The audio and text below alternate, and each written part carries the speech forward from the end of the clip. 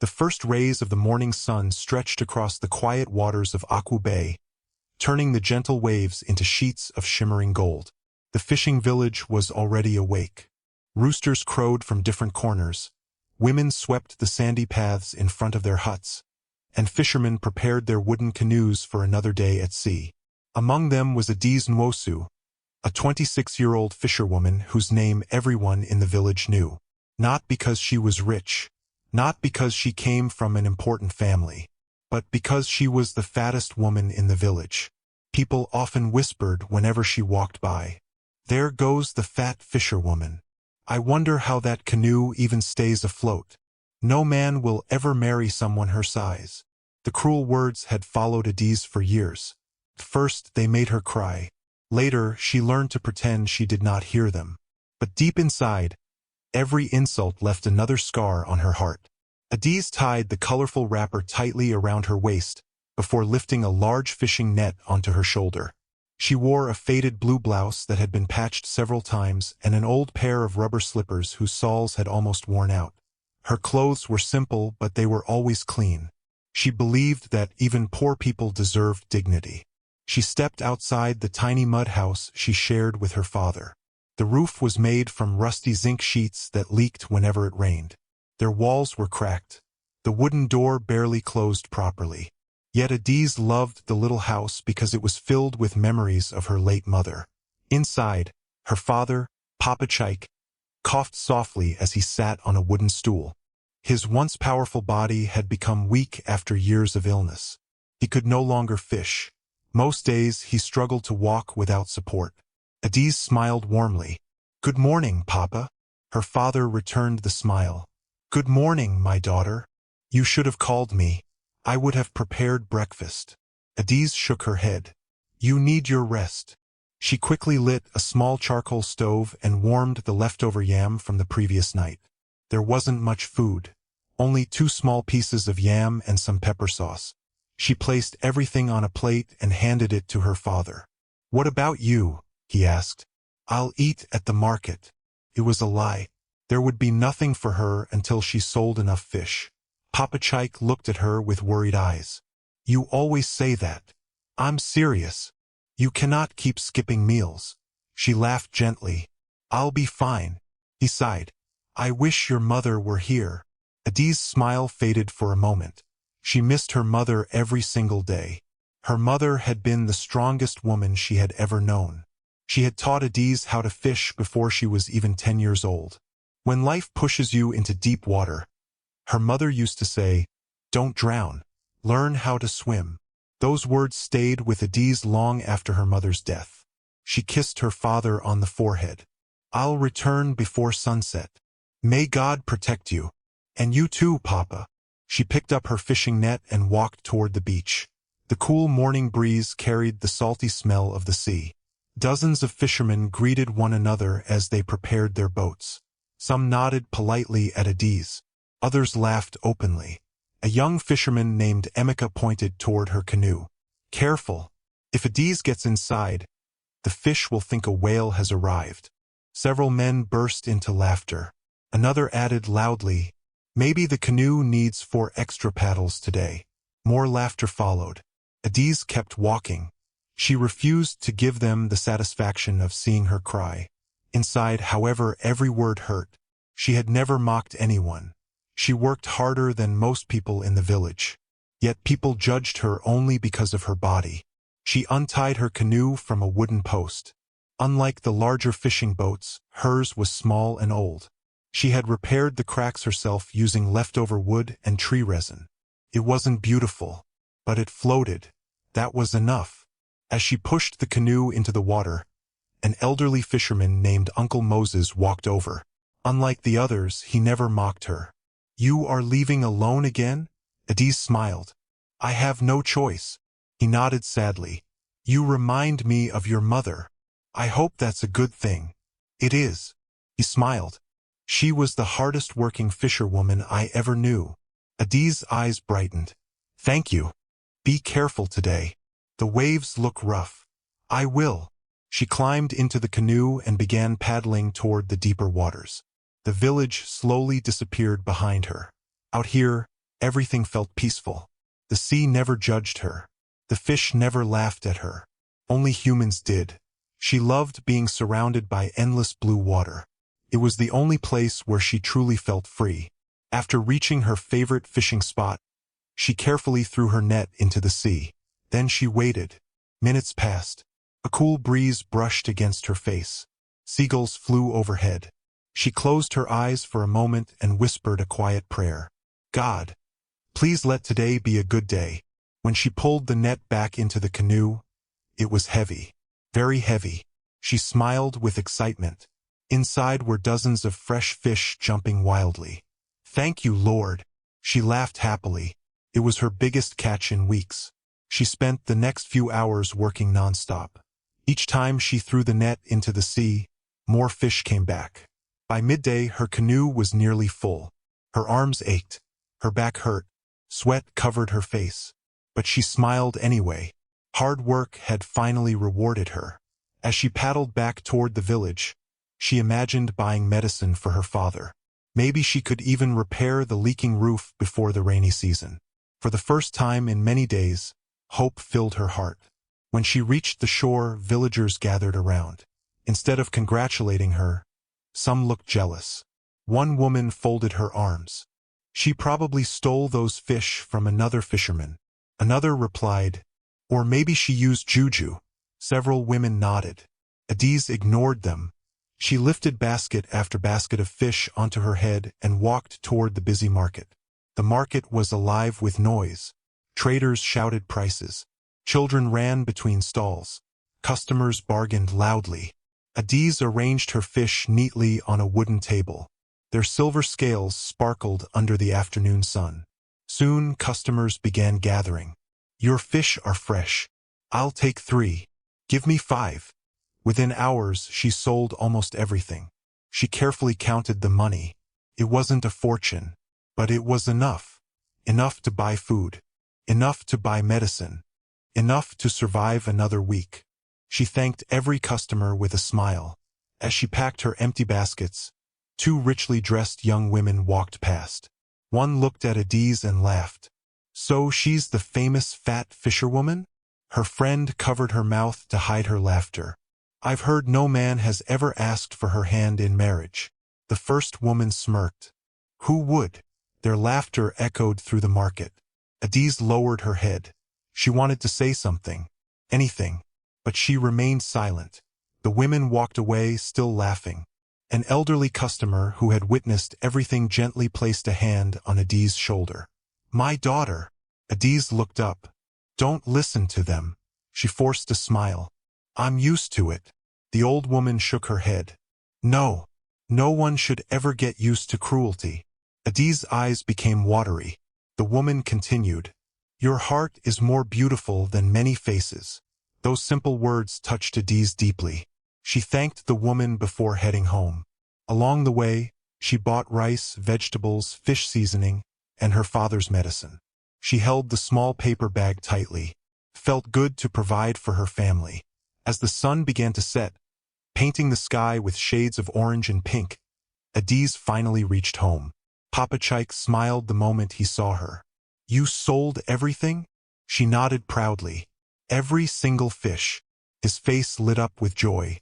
I knew today would be different. She showed him the medicine. I bought these. Tears filled his eyes. You always think of me first.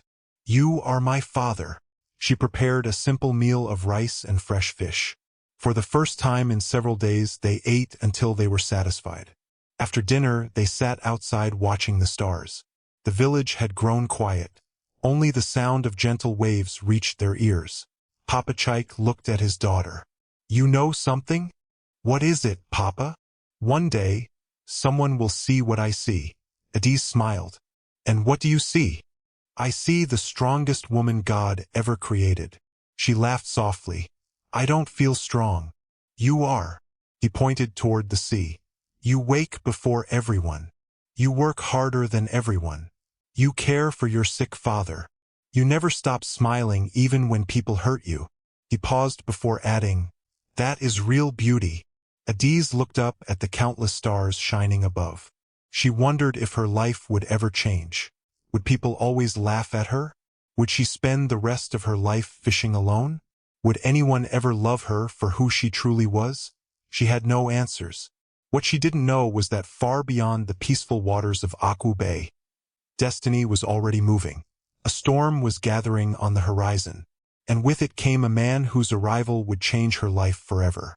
The poor fisherwoman who everyone mocked had no idea that before long, her path would cross with that of a handsome billionaire prince, and neither of their lives would ever be the same. The morning sun rose slowly over the magnificent city of Lagos, its golden rays reflecting off the glass walls of towering office buildings and luxurious hotels. In the center of the city stood the Grand Okoye Royal Estate, a palace that blended African tradition with modern elegance. The estate covered several acres of land and was surrounded by beautifully trimmed gardens, sparkling fountains, and high security walls. Luxury cars lined the driveway, while armed guards stood at every entrance. Inside the palace, servants hurried from one room to another, making sure everything was perfect. Today was an important day. Prince Alexander Okoye, the only son of King Richard Okoye and Queen Isabella Okoye, was expected to attend another meeting with wealthy investors and later have dinner with the daughter of one of the country's richest businessmen. Alexander hated days like this. He stood in front of the large window of his bedroom, staring at the city below. His room was bigger than most people's houses. The polished marble floor shone under the morning light. Expensive paintings decorated the walls. A massive king-sized bed sat in one corner, while shelves filled with books and awards lined another. Everything a person could dream of was inside that room. Yet Alexander felt empty. A knock came on the door. "Your Highness," a servant said politely, "breakfast is ready. I'll be there soon." The servant bowed and quietly left. Alexander let out a long sigh before turning away from the window. At 29 years old, he had everything money could buy. He owned luxury homes in several countries. He had private jets. He drove cars that most people only admired in magazines. His family's companies employed thousands of people across Africa. But there was one thing he could never buy: genuine love. Ever since he was a teenager, people had treated him differently after learning he was a prince. Some wanted favors. Others wanted money. Many women pretended to love him, but it was always his wealth they desired. Not him. He often wondered what it would feel like to meet someone who had no idea who he was. Someone who would judge him by his character instead of his title. Someone who would see Alexander, not Prince Alexander. He walked downstairs to the grand dining hall. King Richard sat at the head of the long dining table reading the morning newspaper. Queen Isabella elegantly sipped tea from a fine china cup. "Good morning, mother." "Good morning, father." "Good morning," the king replied without looking up. Queen Isabella smiled. "You are late."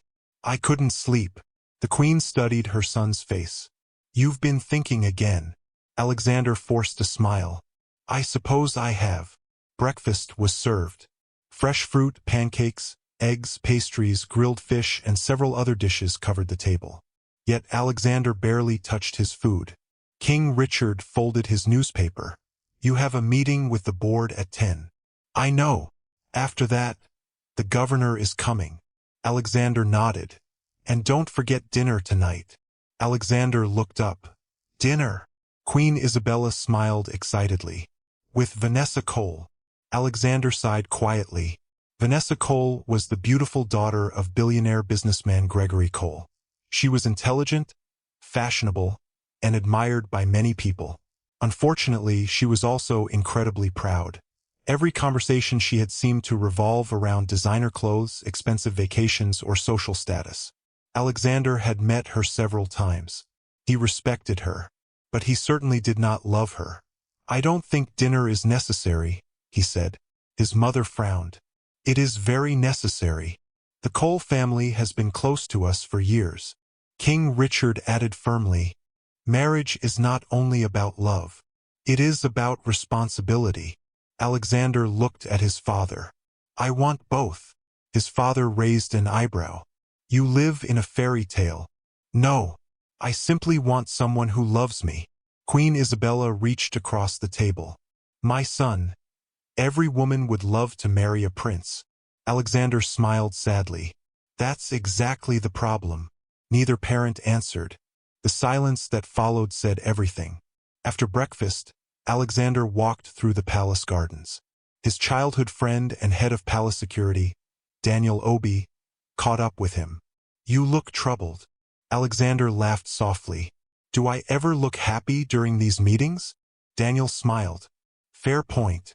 The two men had been friends since secondary school. Unlike many people around Alexander, Daniel spoke honestly. He never treated Alexander differently because of his royal title. What are you thinking about? Daniel asked. Alexander stopped beside a fountain. I need to leave. Daniel blinked. Leave? For a while? Without security? Alexander nodded. Daniel almost laughed. You must be joking. I'm serious. You know your parents would never allow it. That's why they won't know. Daniel crossed his arms. You're planning something. Alexander smiled mischievously. I want to disappear. For how long? A week. Maybe 2. Daniel stared at him. You've officially lost your mind. Alexander laughed. I just want to breathe. Daniel became serious. You know kidnappers would pay anything to get their hands on you. I won't tell anyone who I am. You think that solves everything? I'll change my appearance. Daniel shook his head. This is a terrible idea. It may be, but it's the only one I've had in months that actually makes me smile. Daniel sighed. I can't believe I'm helping you. You haven't agreed yet. I know. Another long silence passed. Finally Daniel spoke. If you're determined, then at least let me prepare everything. Alexander smiled broadly. I knew I could count on you. You owe me for this. I'll buy you dinner. Daniel laughed. You already own half the restaurants in the city. Later that afternoon, while everyone believed Alexander was attending meetings, Daniel secretly helped him prepare. The prince removed his expensive watch, his designer shoes, his tailored suit, his royal signet ring. Everything that revealed his status disappeared. Instead, Daniel handed him a faded pair of jeans, old boots, and a plain brown shirt. Alexander looked at himself in the mirror.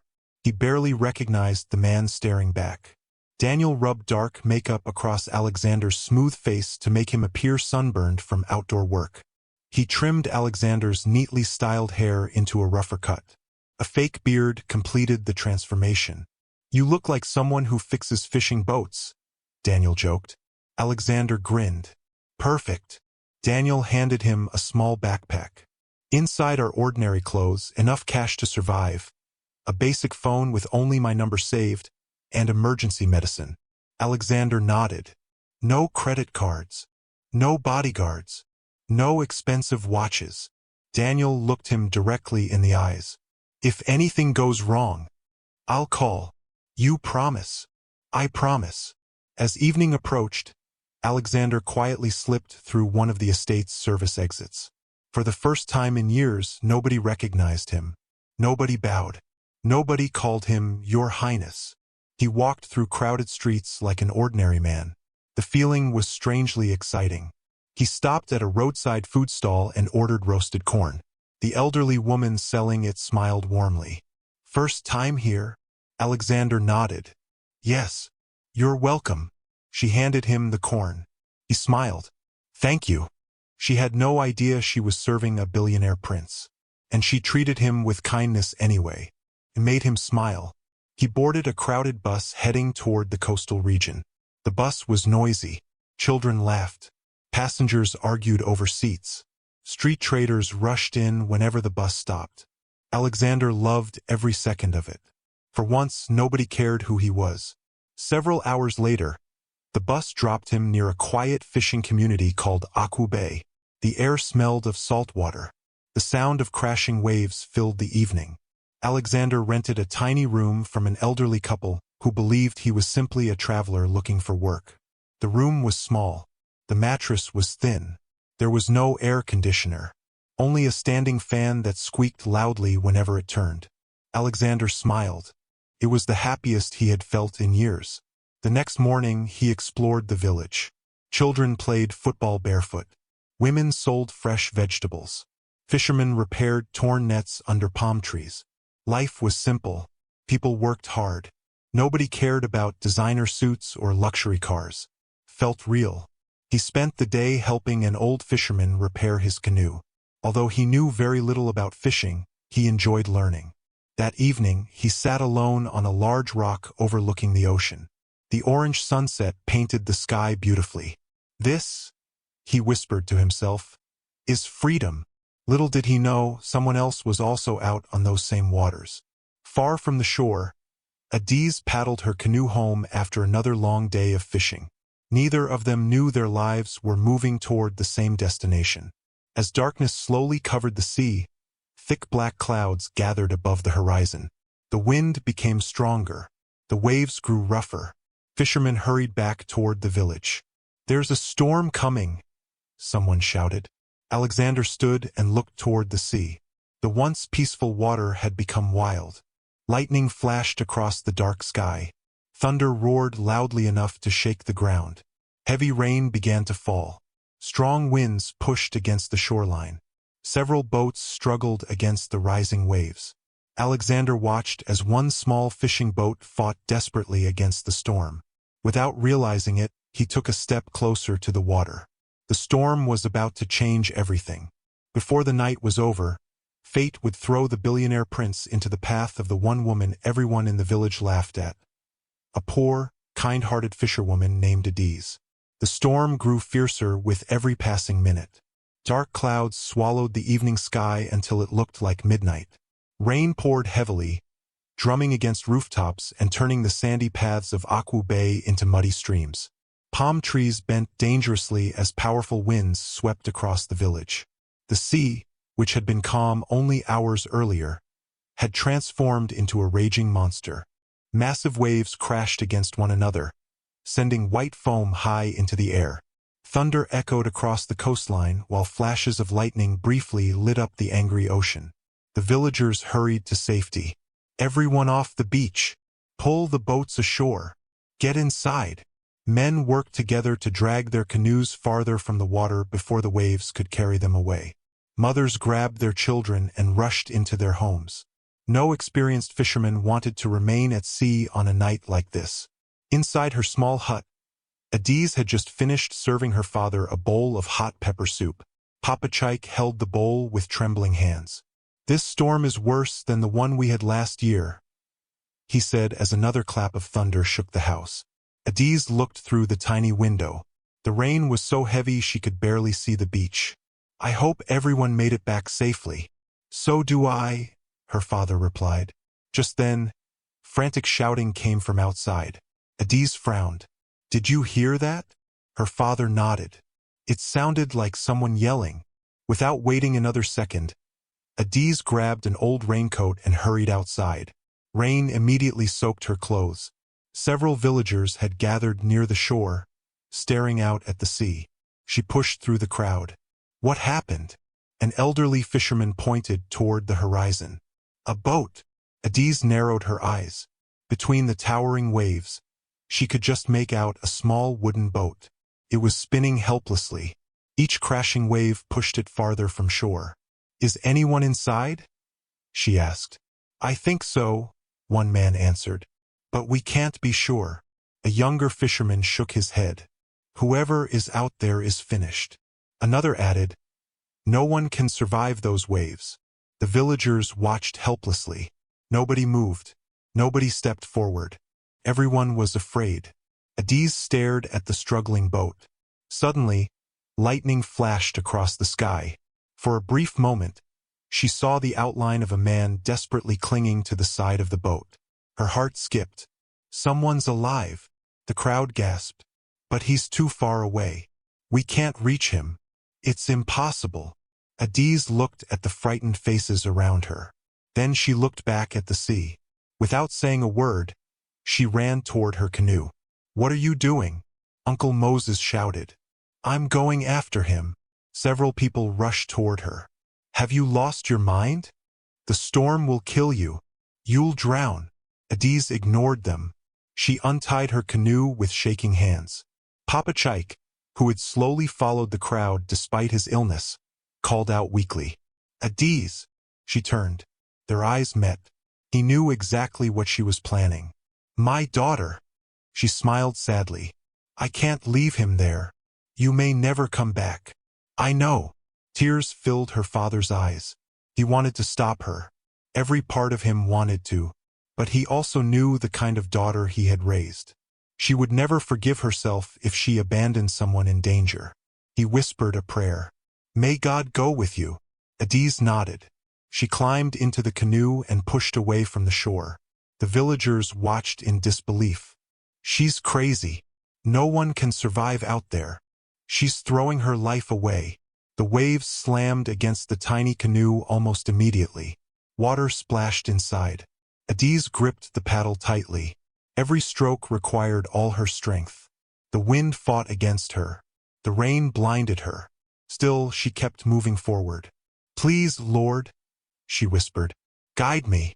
Another massive wave lifted the canoe high into the air before crashing it back down. Her arms burned with pain. Her heart pounded inside her chest. She had never faced a storm this powerful. But turning back was no longer an option. Far ahead, Alexander struggled to stay conscious. Everything had happened so quickly. After spending the afternoon exploring the coastline, he had borrowed a small boat from a fisherman who assured him the weather would remain calm. Alexander had wanted to enjoy one last peaceful evening on the water. Instead, the storm had arrived without warning. The fierce wind had snapped one of the oars. A powerful wave had overturned part of the boat, throwing him into the sea. He had barely managed to climb back onto the damaged vessel. Now the boat was slowly breaking apart beneath him. His clothes were soaked. His body shivered uncontrollably. Salt water stung his eyes. He could barely breathe. "So this," he muttered weakly, "is how it ends." He thought about his parents, Daniel, his responsibilities, everything he still wanted to do. He had escaped the palace searching for freedom. Instead, he had found death. Another enormous wave crashed over him. The broken boat split apart completely. Alexander was thrown into the dark water. He tried to swim, but the current was too strong. His heavy clothes dragged him down. He swallowed seawater. His arms felt weak. His vision blurred. Then, nothing. Meanwhile, Adiz continued fighting the storm. She scanned the water desperately. "Where are you?" Lightning flashed again. This time she saw something floating several meters away. A piece of broken wood. And beside it, a hand. "There!" She paddled with every bit of strength she had left.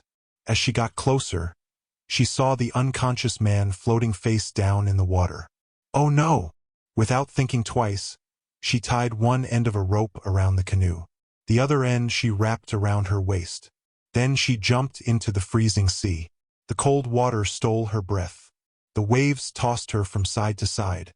She kicked hard, forcing herself toward the unconscious stranger. Finally, she reached him. He wasn't moving. She quickly turned him onto his back. His face was pale. His lips were blue. "Please don't die," she whispered. Using every ounce of strength she possessed, Adiz pulled him toward the canoe. It was much harder than she expected. The man was tall and muscular. His soaked clothes made him even heavier. Twice the waves pulled them apart. Twice she fought her way back. By the time she reached the canoe, her muscles felt like they were on fire. She somehow managed to push Alexander into the canoe first. Then she climbed in after him. For several seconds she simply lay there, gasping for air. She had almost nothing left. But the journey home had only begun. The waves continued attacking the tiny canoe. Adiz grabbed the paddle again. "Come on. You can do this." Little by little, she moved toward the faint lights of the village. Back on shore, the villagers had almost given up hope. "It's been too long. They're gone." Suddenly a child pointed toward the sea. "Look!" Everyone turned. A small canoe appeared between the waves. "It's Adiz. She's coming back." The villagers rushed into the shallow water as the canoe reached the beach. Several men helped pull it ashore. When they saw the unconscious stranger lying inside, Silence fell over the crowd. She actually saved him. I can't believe it. She did the impossible. Adiz collapsed onto the wet sand. She was exhausted. Her breathing was heavy.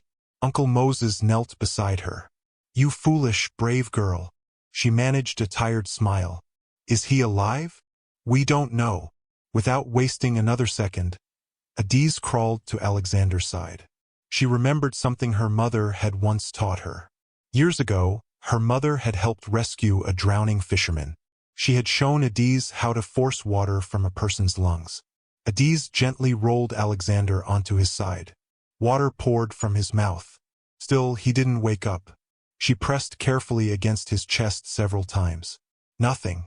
The villagers watched anxiously. Come on, she whispered. You fought too hard to die now. She pressed again. Suddenly Alexander coughed violently. More seawater came out. He took a deep, painful breath. The crowd erupted with relief. He's alive. Thank God.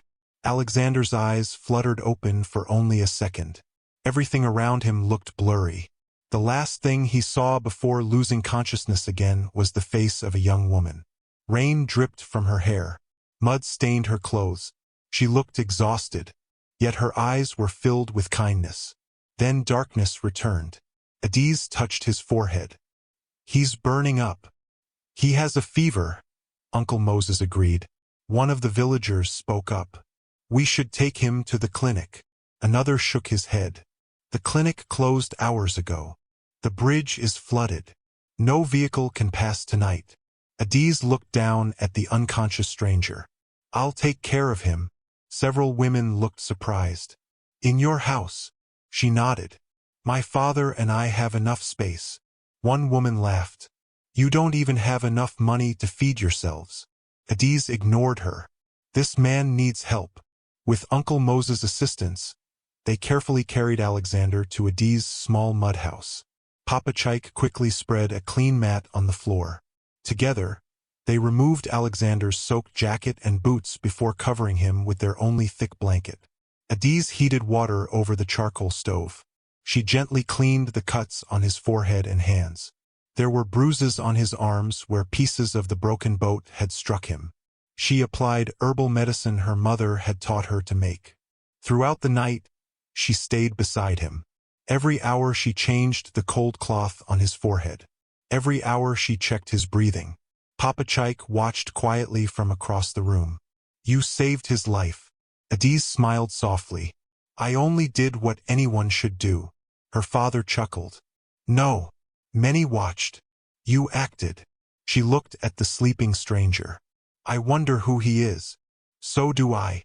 Neither of them noticed the expensive watch hidden deep inside Alexander's backpack, or the royal family photograph tucked carefully inside one of its pockets. To them, he was simply a man who needed help. Outside, the storm slowly faded. The rain became lighter. The waves grew calmer. Inside the tiny hut, Alexander slept peacefully for the first time since the accident. He had no idea that the woman sitting faithfully beside him was the same woman the village mocked every single day.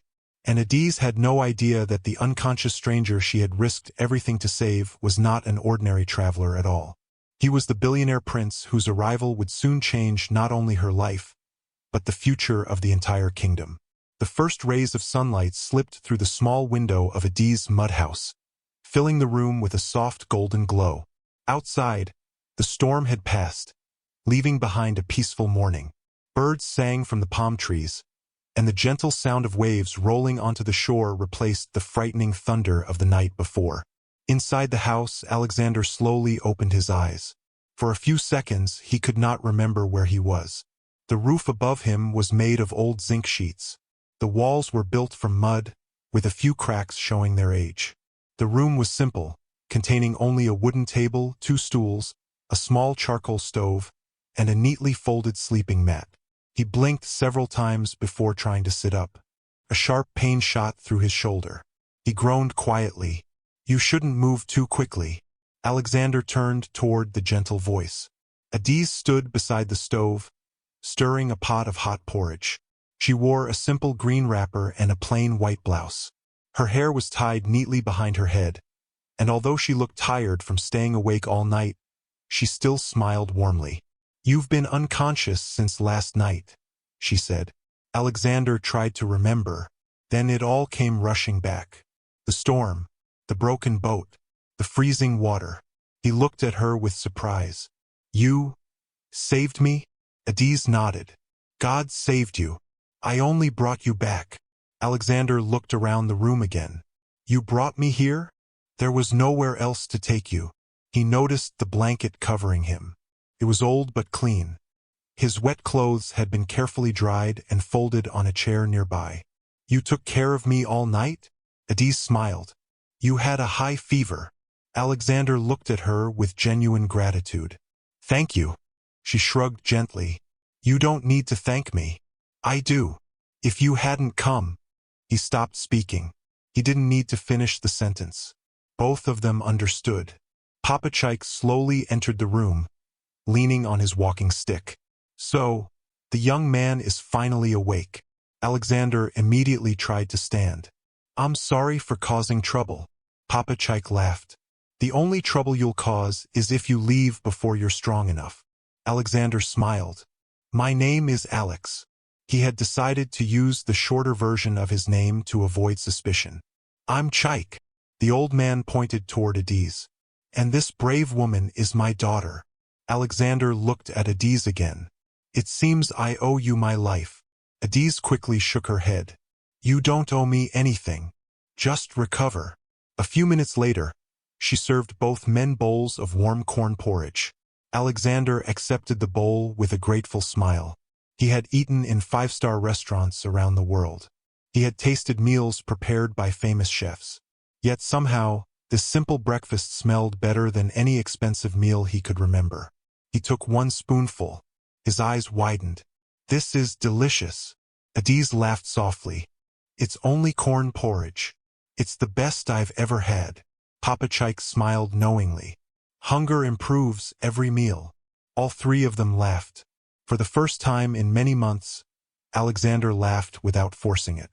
After breakfast, Alexander insisted on helping around the house. Adiz refused. "You're injured." "I'll be fine." "You almost drowned." "I can still sweep." She crossed her arms. "You really don't know how to sit still, do you?" He grinned. "I've been told that before." Eventually, she handed him a broom. "If you become dizzy, sit down immediately." "Yes, ma'am." As Alexander swept the small compound, several villagers walked past. They stared curiously. One woman whispered loudly to another, "So that's the stranger Adiz saved. He looks handsome." The second woman smirked. "Too handsome for someone like her." Both women laughed before walking away. Alexander heard every word. He frowned. Later that morning, he turned to Adiz.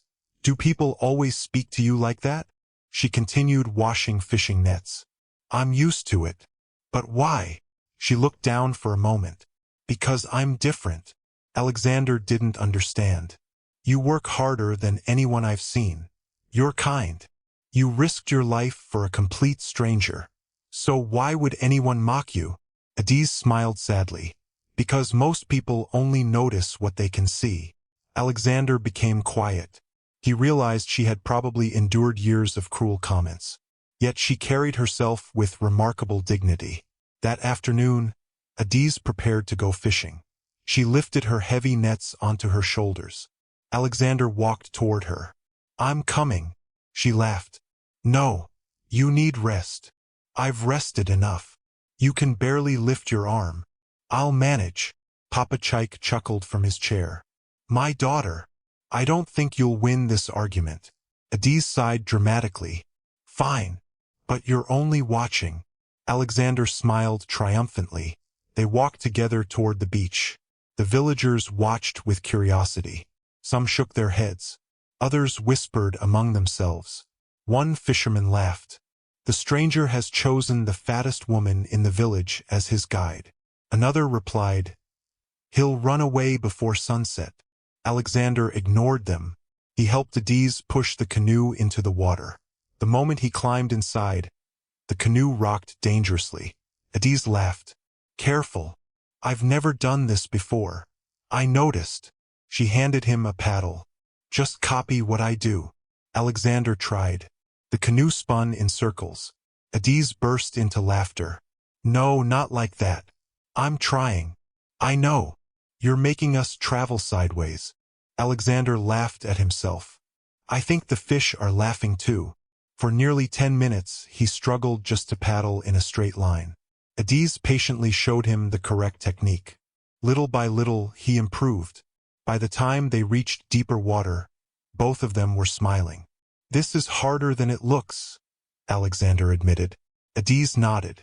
Fishing teaches patience. She showed him how to throw the large fishing net. Alexander copied her movements. The net immediately became tangled around his own feet. He nearly fell into the water. Adiz laughed so hard that tears filled her eyes. I don't think I've ever seen anyone do that. Alexander shook his head. I was trying to impress you.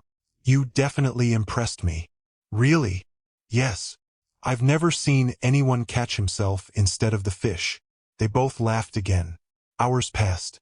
Alexander learned how to untangle nets, sort fish, and pull heavy ropes. Although he made plenty of mistakes, he never complained. Adiz noticed something unusual. Despite claiming to be an ordinary traveler, Alex's hands were smooth. Too smooth. He spoke politely. His grammar was excellent. He knew about business and economics whenever they talked. Yet he struggled with the simplest village tasks. She became curious. You've never fished before, have you? He smiled sheepishly. Is it that obvious? A little. What gave me away? You hold the paddle like you're signing important documents. Alexander laughed loudly. I suppose I do. So what did you do before coming here? He hesitated. I worked in business. What kind of business? A family business. She nodded. You must have had a comfortable life. He looked at the calm water. I had money, but not much peace. Adiz didn't ask any more questions. Everyone carried burdens. Some were simply harder to see. By late afternoon, their canoe was nearly full of fish. Alexander wiped sweat from his forehead. I've never worked this hard. Adiz smiled proudly. Now you understand why fishermen sleep so well. I think I'll sleep for 2 days. When they returned to shore, several villagers stared in disbelief. The stranger actually helped her. I thought he'd give up. One little boy ran toward Alexander. Can you come fishing with us tomorrow? Alexander smiled. If Adiz agrees. The boy turned to Adiz. Can he? She laughed. We'll see. As they carried baskets toward the market together, Alexander noticed how many people greeted Adiz warmly.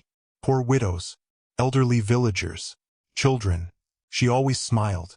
She always stopped to ask how they were doing. One old woman couldn't afford fish that day.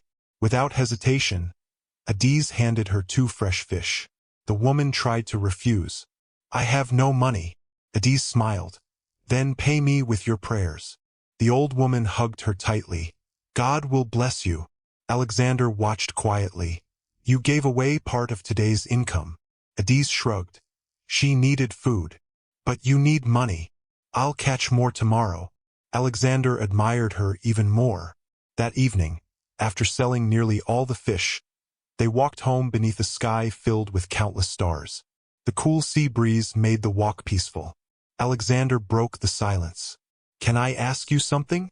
Of course. Have you ever wished you lived somewhere else? Adiz thought for a moment. Sometimes. But then I remember my father. My home. The sea. I don't need a palace. I only want enough to live with dignity. Alexander smiled to himself. If only she knew. He had lived in a palace his entire life. And yet she sounded happier than many wealthy people he knew. When they reached the house, Papa Chike was waiting outside. I was beginning to think the fish had adopted both of you. Alexander laughed. I nearly became fish food. Papa Chike looked at his daughter. So, how did our guest perform? Adiz pretended to think seriously. He frightened every fish within a mile. Alexander placed a hand over his heart. That hurts. But it's true. All three of them burst into laughter. As night fell, they shared a simple dinner of roasted fish and boiled yam. The conversation flowed easily. For the first time in years, Alexander forgot about board meetings, royal duties, and business deals. He simply enjoyed being with people who expected nothing from him. Later, after everyone had gone to bed, Alexander stepped outside. The moon reflected beautifully across the calm sea. He looked toward the little house behind him. In only 2 days, his life had changed. He had found kindness where he least expected it. He had discovered joy in simple work. And he had met a woman whose heart shone brighter than anyone he had ever known. Inside her room, Adiz also lay awake. She smiled as she remembered Alex trying to paddle the canoe in circles. She laughed quietly to herself.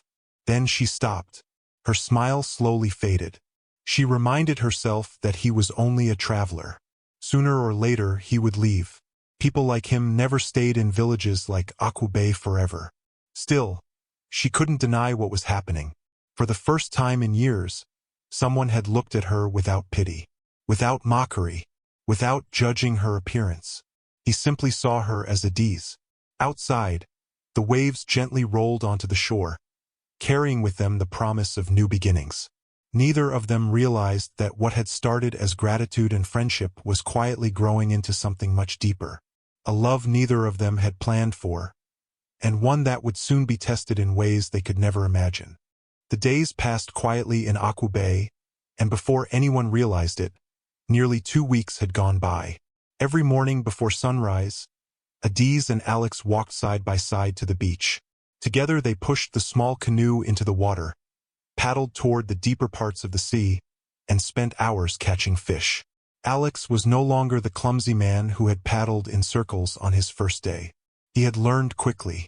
His hands, once soft and smooth, had become rough from pulling heavy nets. Tiny blisters covered his palms, and the hot African sun had darkened his skin. Although he still made small mistakes, he laughed at himself instead of becoming frustrated. Adiz noticed how much he had changed. "You've improved," she said one morning as he neatly folded one of the fishing nets. Alex smiled proudly. "Does that mean I'm officially a fisherman now?" She laughed. "Not yet." He pretended to be disappointed. "What else do I need? You still scare the fish sometimes." "Oh, I thought they liked me." "They do. They just don't want to be caught by you." Both of them laughed. The sound echoed across the calm morning sea. For the first time in years, Adiz found herself looking forward to each new day. Life was still difficult. Their house still leaked whenever it rained. Money was still scarce. Her father was still recovering from his illness. But somehow everything felt lighter. Alex had become more than a guest. He had become a friend. Someone she could talk to. Someone who listened. Someone who never laughed at her appearance. One afternoon, after selling their fish at the market, they stopped beneath a large mango tree to rest. The weather was hot, and a cool breeze drifted in from the sea. Alex looked at Adiz. "Can I ask you something?" She nodded. "What is it? When was the last time you did something just for yourself?" She looked confused. "What do you mean?" "I mean something that made you happy." She thought carefully. "I don't remember." Alex frowned. "You don't remember?" She shook her head. "My life has always been about work. I fish. I sell. I take care of my father. There hasn't been much time for anything else." Alex became quiet. He had grown up surrounded by luxury, yet he had often complained about life. Adiz had almost nothing, yet she never complained. Instead, she kept giving. The more he learned about her, the more he admired her. That afternoon, they walked through the village together. Several children ran toward Adiz. "Auntie Adiz, come and see what we made." The children proudly showed her a small toy boat they had carved from coconut shells. Adiz clapped happily. "This is beautiful." One little girl smiled shyly.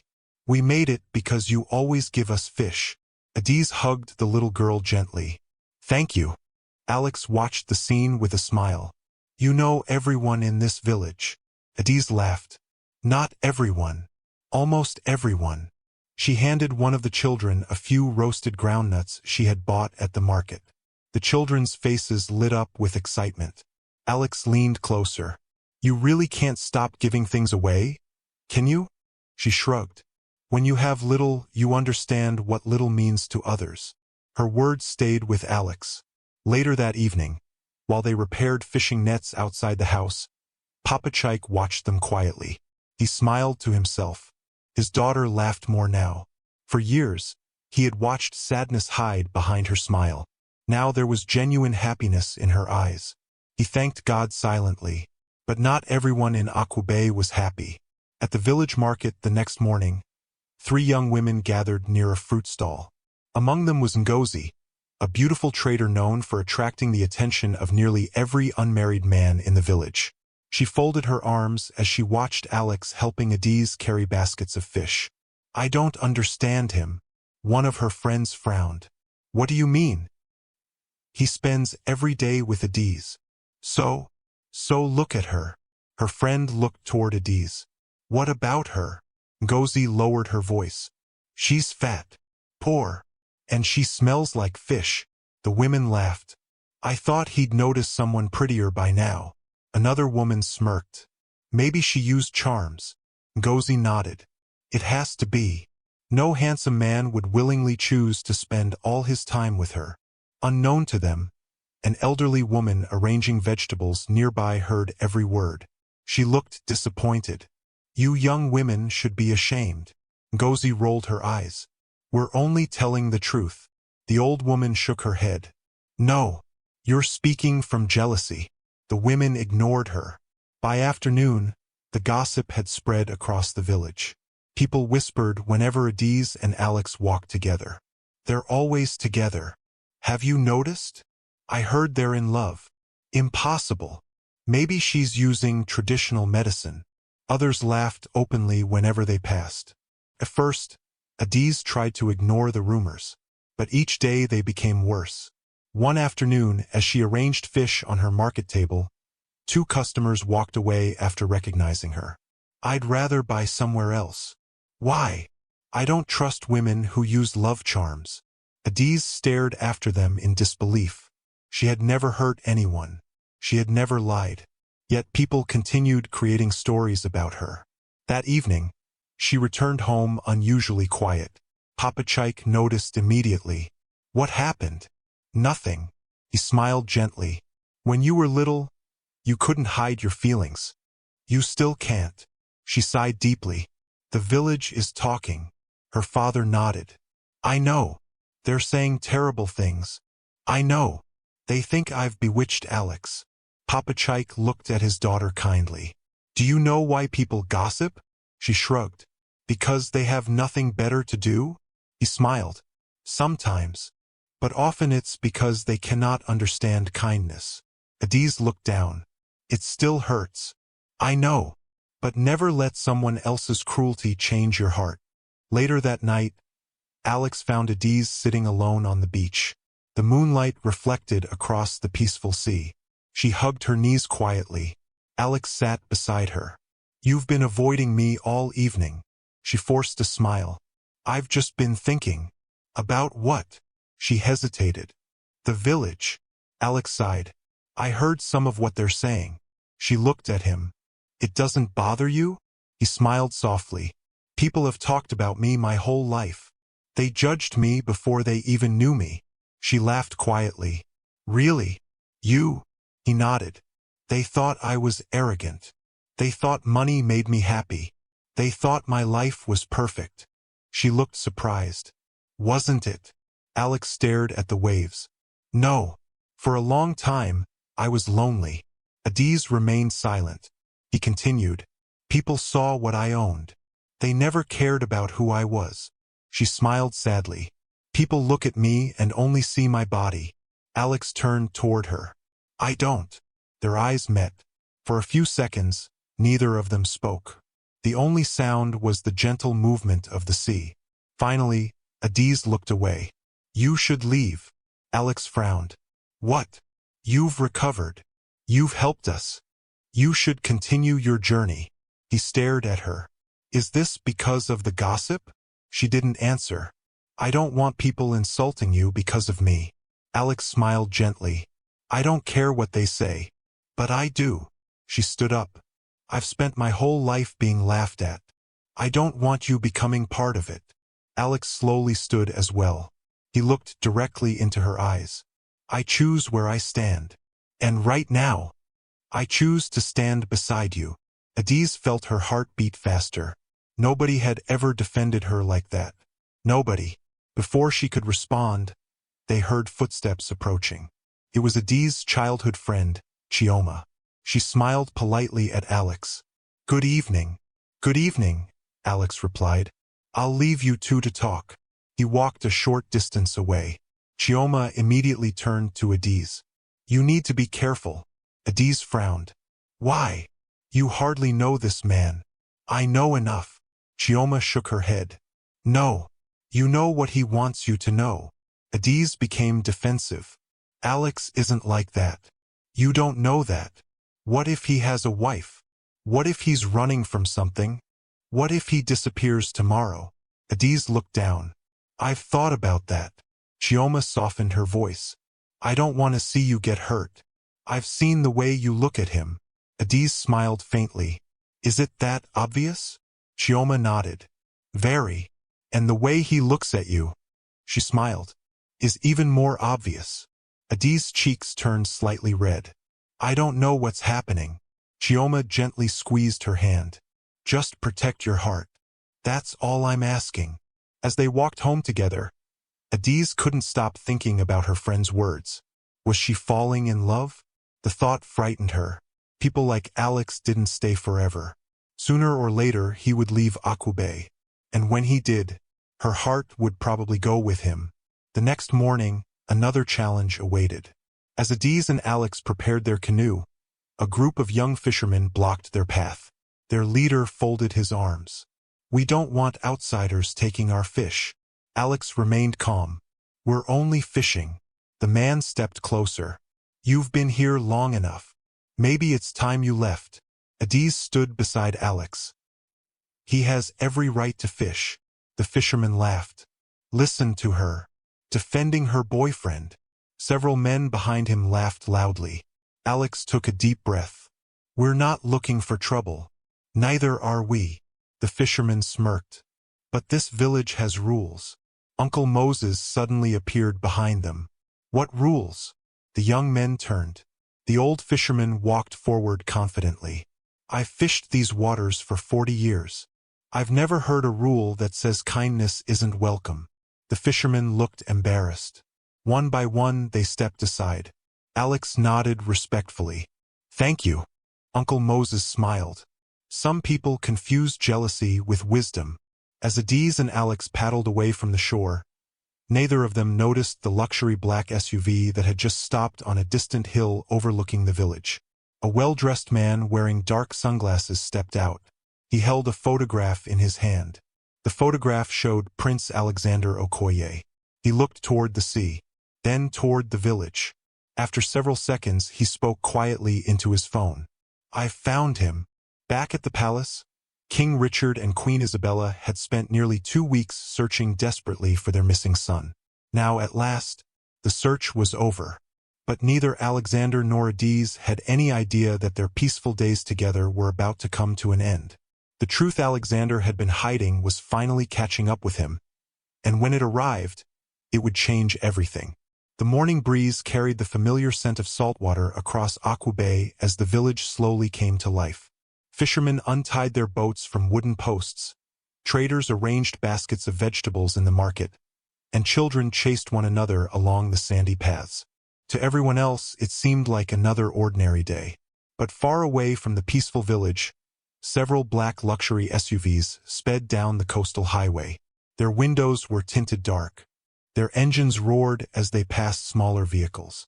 Inside the first SUV sat Daniel Obi, Alexander's childhood friend and head of palace security. For nearly 2 weeks, he had searched every town, every village, and every hotel along the coast. He had barely slept. King Richard had ordered security teams across the country to find the missing prince, but Daniel had kept one important detail secret. He knew Alexander had left willingly. He only wanted to make sure his friend returned home safely. Earlier that morning, one of the palace investigators had finally called. "We found him." Daniel had immediately gathered a small security team and driven toward Aqua Bay. As the convoy approached the village, Daniel looked out of the window. "I hope you haven't gotten yourself into too much trouble," he whispered. Meanwhile, on the sea, Alex and Adiz were already hard at work. The water was calm. The sky was bright blue. Several fishing boats floated nearby. Alex smiled as he pulled another heavy net into the canoe. "I think that's our biggest catch this week." Adiz nodded proudly. "I told you patience pays." Alex laughed. "And here I thought muscles did all the work." She shook her head. "No. The sea rewards those who respect it." Alex looked around at the peaceful ocean. "I'll miss this." Adiz paused. "You'll miss it." He quickly realized what he had said. "I mean, someday, when I continue my journey." She forced a smile. "I suppose everyone eventually leaves." Alex looked at her. Something inside him hurt. During the past 2 weeks, he had forgotten about the palace. Forgotten about business meetings. Forgotten about royal duties. For the first time in years, he had experienced a simple life filled with honest work and genuine laughter. More importantly, he had fallen in love. Not because Adiz was beautiful by society's standards. Not because she came from a powerful family. But because she possessed the kindest heart he had ever known. She worked tirelessly for others. She forgave those who mocked her. She never expected anything in return. The thought of leaving her behind suddenly felt unbearable. By midday, they returned to shore carrying baskets filled with fresh fish. Several villagers watched as they worked together. The gossip had not stopped. If anything, it had grown louder. "They're always smiling. They're acting like husband and wife already. I still don't trust that stranger." Alex ignored every comment. He had learned that arguing with gossip only made it spread faster. As they reached the market, Adiz arranged the fish neatly on her wooden table. Customers quickly gathered. Within an hour, most of the fish had been sold.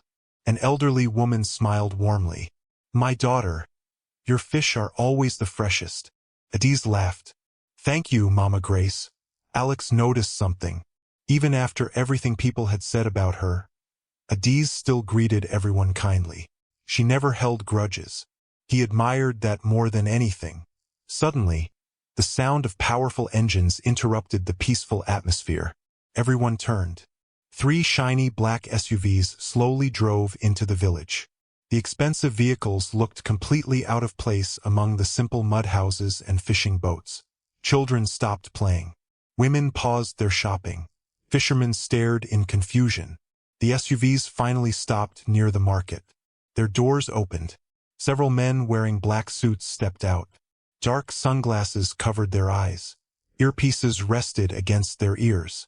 The villagers had never seen security officers like these before. Whispers spread quickly.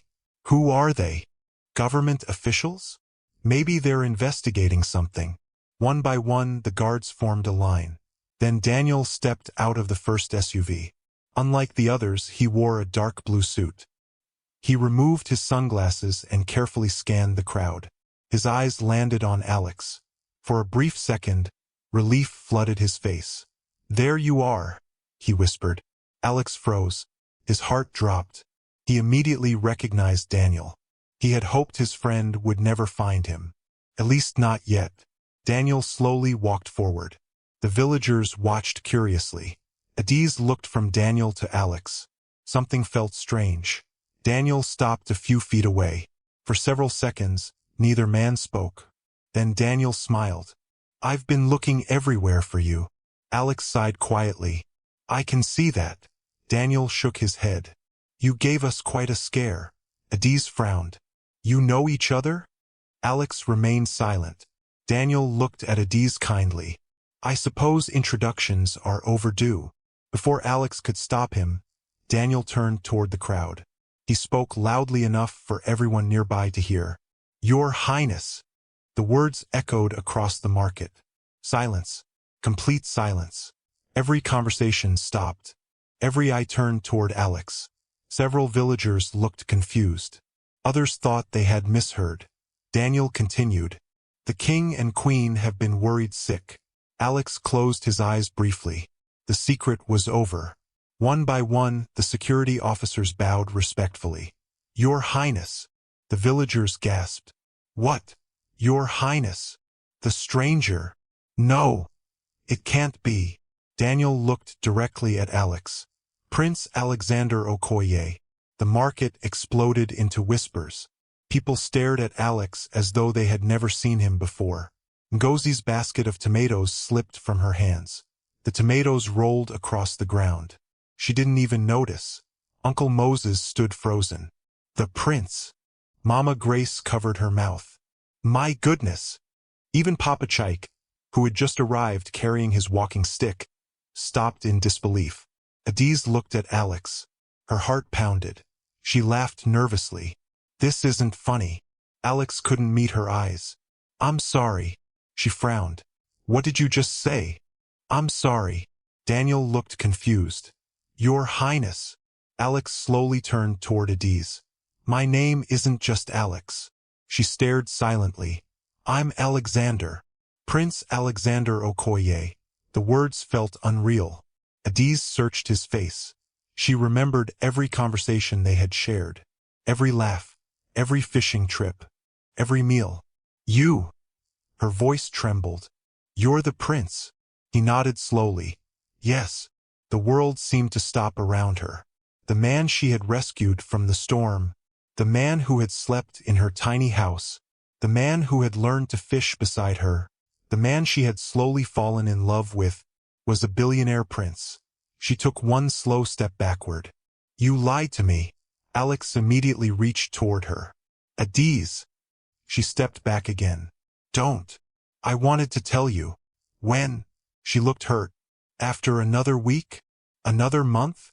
Or after you left without saying goodbye?" The villagers watched every word. Alex's voice softened.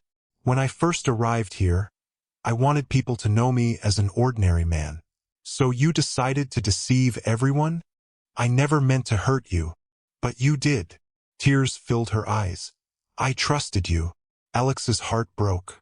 "I know. And I'm sorry." She shook her head. "I told you everything about my life. My fears. My dreams. My family. And all this time." She looked at the luxury SUVs. "You were hiding who you really are." Alex took another step forward. "I never lied about how I felt." She looked directly into his eyes. "How can I know what's true anymore?" Before he could answer, Queen Isabella's voice echoed from behind. "Alexander." Everyone turned. Another luxury vehicle had arrived. Queen Isabella stepped out wearing an elegant royal outfit. King Richard followed beside her. The villagers immediately bowed.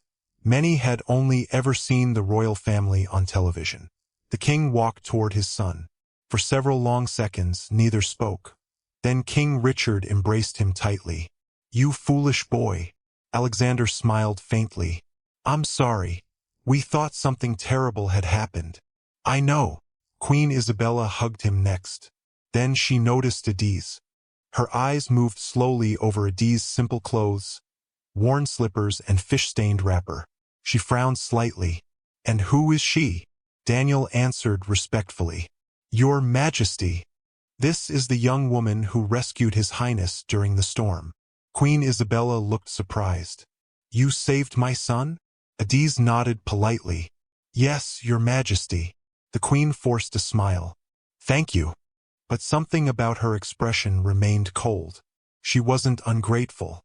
Yet she clearly didn't expect the woman standing before her to become important in her son's life. King Richard walked toward Adiz. He bowed his head slightly. "You have my deepest gratitude. You risked your own life." Adiz smiled politely. "I only did what anyone should do." The king nodded with genuine respect. "You have a brave heart." Alex looked hopeful. Perhaps everything would be all right after all. Then Queen Isabella spoke again. "Alexander, we're leaving." He hesitated. "I'd like to stay a little longer." Her expression hardened. "No." The kingdom has waited long enough. Alex looked toward Adiz. She avoided his eyes. He wanted to explain, to apologize, to tell her everything. But the words refused to come. Finally, he walked closer. Adiz. She quietly interrupted him. I hope you have a safe journey. Nothing more. No smile. No warmth. Only pain. Alex felt his chest tighten. He wanted to say that he loved her. He wanted to promise he would return. Instead, he simply whispered, I'm sorry. Then he turned and walked toward the waiting SUV. As the convoy slowly drove away, the entire village stood silently. Nobody laughed anymore. Nobody mocked Adiz. Instead, they stared at her with disbelief. The poor fisherwoman had spent 2 weeks living with Africa's most eligible billionaire prince without knowing who he really was. Inside the SUV, Alexander looked through the rear window. Adiz stood alone beside her empty fish stall. She looked smaller than ever, lonelier than ever. As the vehicles disappeared into the distance, Alexander made a silent promise to himself. He would come back, no matter what stood in his way. Back in the village, Adiz watched until the last SUV disappeared beyond the hill. Only then did the tears she had been holding back finally fall. She whispered softly to herself, I didn't fall in love with a prince. I fell in love with Alex. What neither of them knew was that their greatest challenges had only just begun. Because inside the palace, powerful people were already deciding that a poor, plus-sized fisherwoman could never become the future queen. The journey back to the royal palace was the longest Alexander had ever experienced. The black SUV sped along the highway, passing busy towns, green fields, and towering buildings. Normally, he enjoyed looking out the window during long drives, but this time he barely noticed the scenery. His thoughts never left Akube. He kept seeing Adiz standing beside her empty fish stall, her eyes filled with disappointment and heartbreak. He remembered the way she had looked at him after learning the truth. Not with anger alone. With hurt. She had trusted him completely. Now she probably believed everything they had shared had been built on lies. Daniel sat beside him in silence for several minutes before speaking. You've been quiet. Alexander let out a deep sigh. I deserve it. You should have told her. I know. Daniel nodded. But I also understand why you didn't. Alexander looked at him. I wanted someone to know me before they knew my title. Daniel smiled faintly. And did you find that? Alexander didn't hesitate. Yes. Then maybe your trip wasn't a mistake after all. Alexander smiled sadly. No. It was the best thing that has ever happened to me. When the convoy finally arrived at the palace, dozens of servants lined the entrance. The massive gates opened automatically. Royal guards stood at attention. The palace looked exactly as Alexander had left it.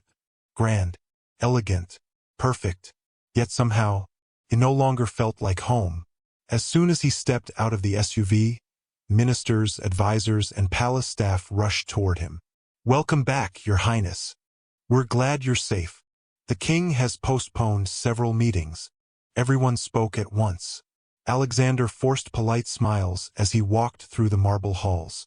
Everything felt strangely cold. Only 2 weeks earlier, he had slept on a simple mat inside Adiz's tiny house. Now he was surrounded by expensive furniture, crystal chandeliers, and priceless artwork. But he missed the little mud house by the sea. He missed the smell of fresh fish cooking over charcoal. He missed hearing Adiz laugh whenever he made mistakes with the fishing nets. Money could buy comfort, couldn't replace peace. That evening, King Richard invited Alexander into his private study. The room was lined with shelves filled with books about history, politics, and leadership. King Richard poured 2 glasses of fresh juice before sitting opposite his son. I'm relieved you're safe. Alexander nodded. I'm sorry for disappearing. The king sighed. You frightened your mother. I know. You frightened me too. Alexander lowered his head. I needed time. King Richard looked at him carefully. I believe you. But now tell me the truth. What happened? Alexander smiled. I met someone. The king raised an eyebrow. A woman. Alexander nodded. Yes. King Richard leaned back in his chair. I suspected as much. Alexander laughed quietly. Was it that obvious? You've smiled more in the last hour than you have in the past 3 years. Alexander's smile slowly faded. Her name is Adiz. She saved my life. The king listened quietly as Alexander described everything. The storm, the rescue, the tiny house, fishing together every morning, working in the market, laughing beneath the mango tree, the cruel way villagers mocked Adiz because of her appearance. The king remained silent until Alexander finished. Finally, he smiled. You love her? Alexander answered without hesitation. Yes. King Richard nodded slowly.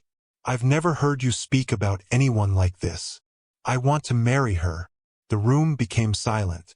King Richard looked thoughtful. I have no objection to the woman who saved your life. Alexander's face brightened.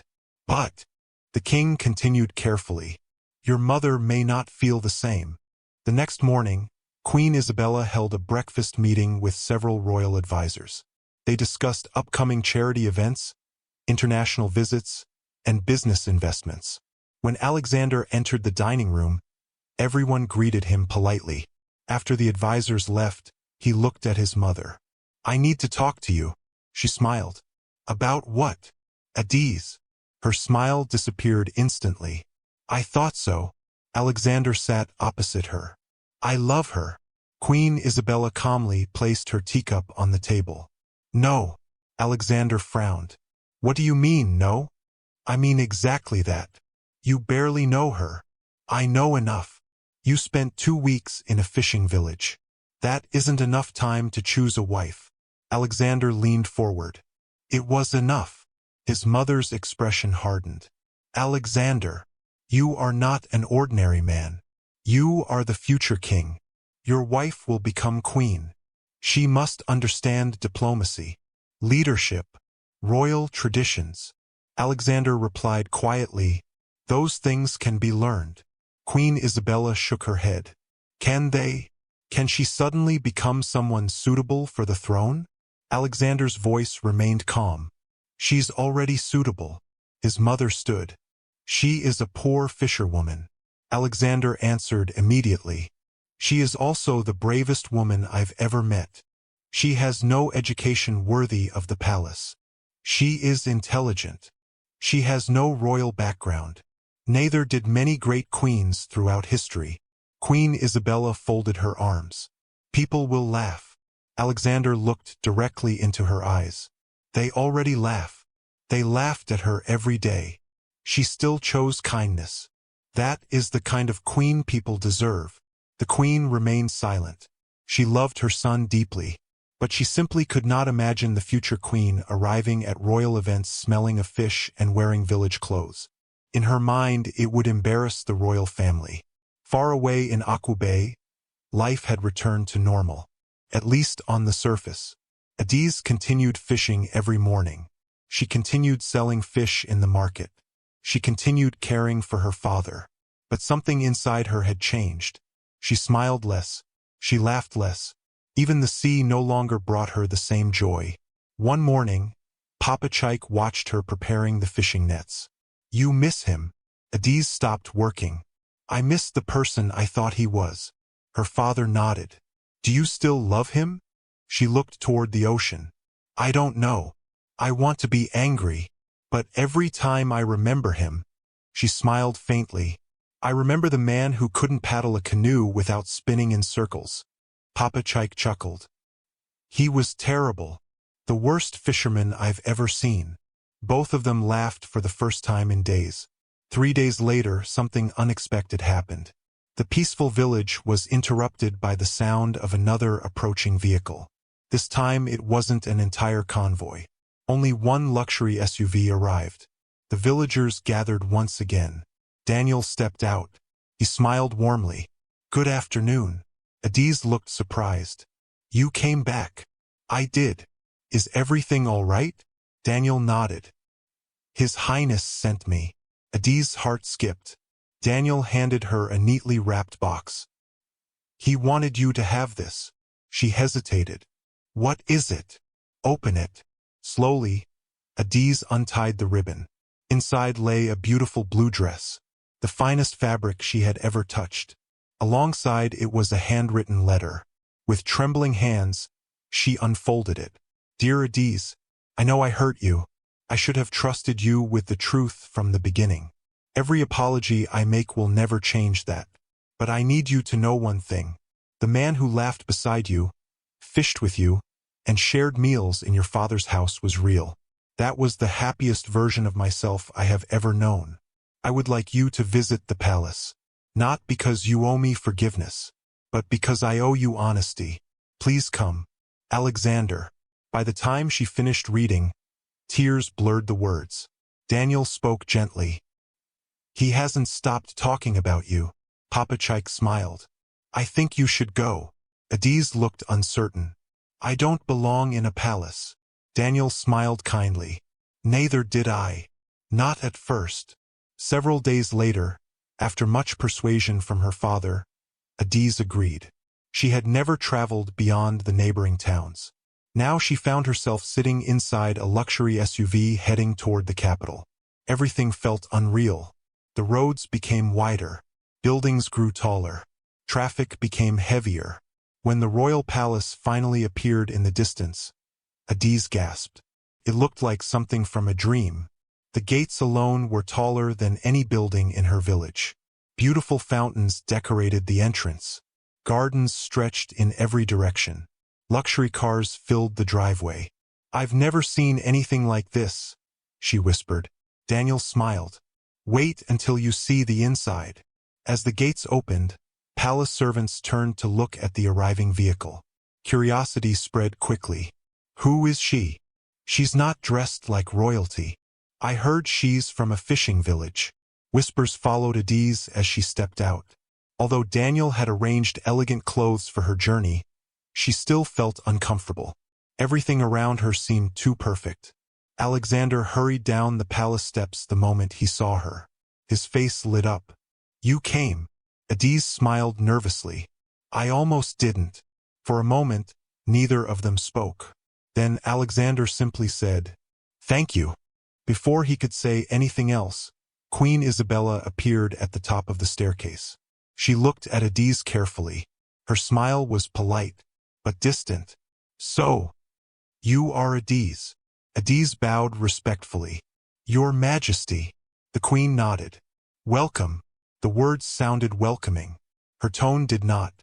She turned to one of the servants. Prepare the guest room. As Adiz followed the servant inside, palace staff whispered among themselves. Is that really her? The fisherwoman? I heard she rescued the prince. Can you imagine someone like her becoming queen? Some laughed quietly. Others simply stared. Adiz pretended not to hear them, but every whisper reminded her of home. Whether in a poor fishing village or a magnificent palace, people still judged her before they knew her.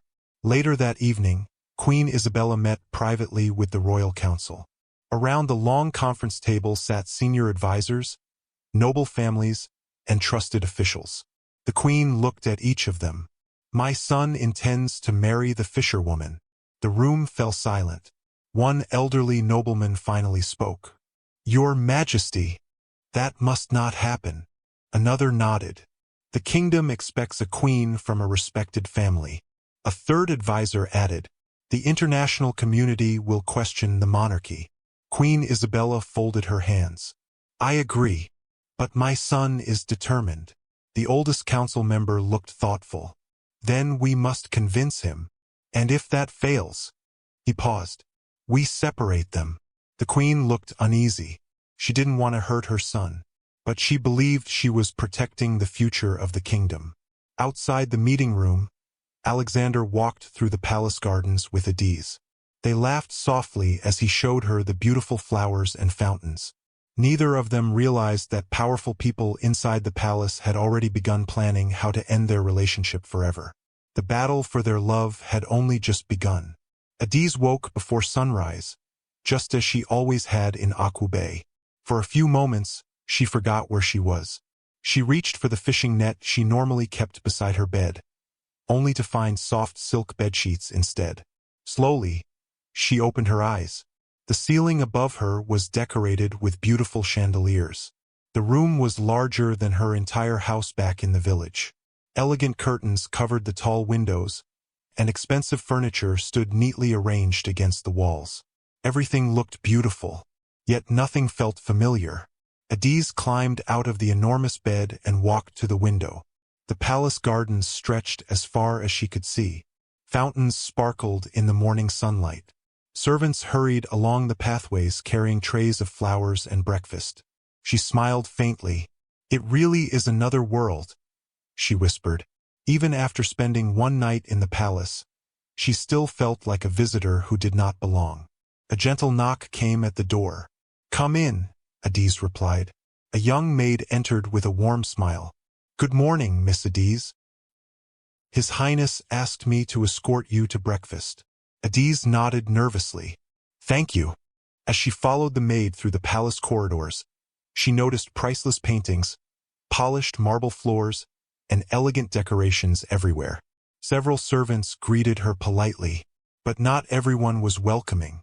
Some whispered as she walked past, "So that's the fisherwoman. I heard she saved the prince. She's not what I expected. I still don't understand what His Highness sees in her." Adiz lowered her head. The whispers reminded her of the market back home. Different place, same judgment. The maid noticed her discomfort. "Please don't mind them." Adiz forced a smile. "I'm used to it." The maid looked at her sadly. "No one should have to get used to cruelty." Those words stayed with Adiz as they entered the royal dining hall.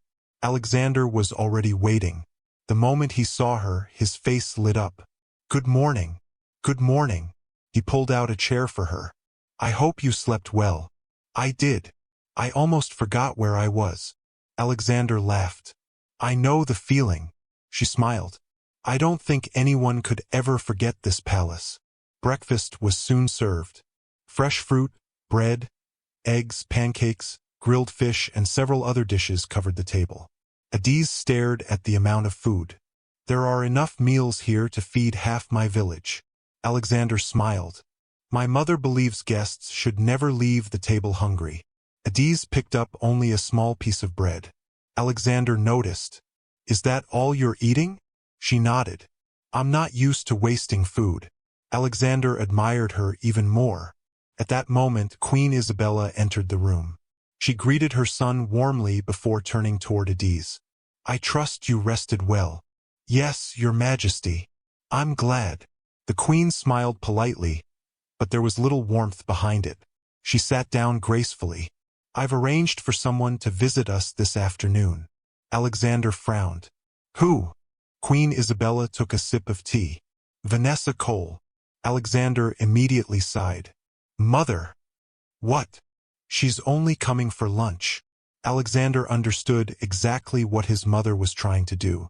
She wanted him to compare Adiz with Vanessa. He wasn't interested. Unfortunately, the queen had already made up her mind. That afternoon, a white luxury sports car stopped outside the palace. A young woman stepped out wearing an elegant designer dress and expensive jewelry. Her long hair flowed perfectly over her shoulders. She carried herself with complete confidence. This was Vanessa Cole, daughter of billionaire businessman Gregory Cole. She had grown up surrounded by wealth and privilege. Ever since she was a teenager, people had told her she was beautiful.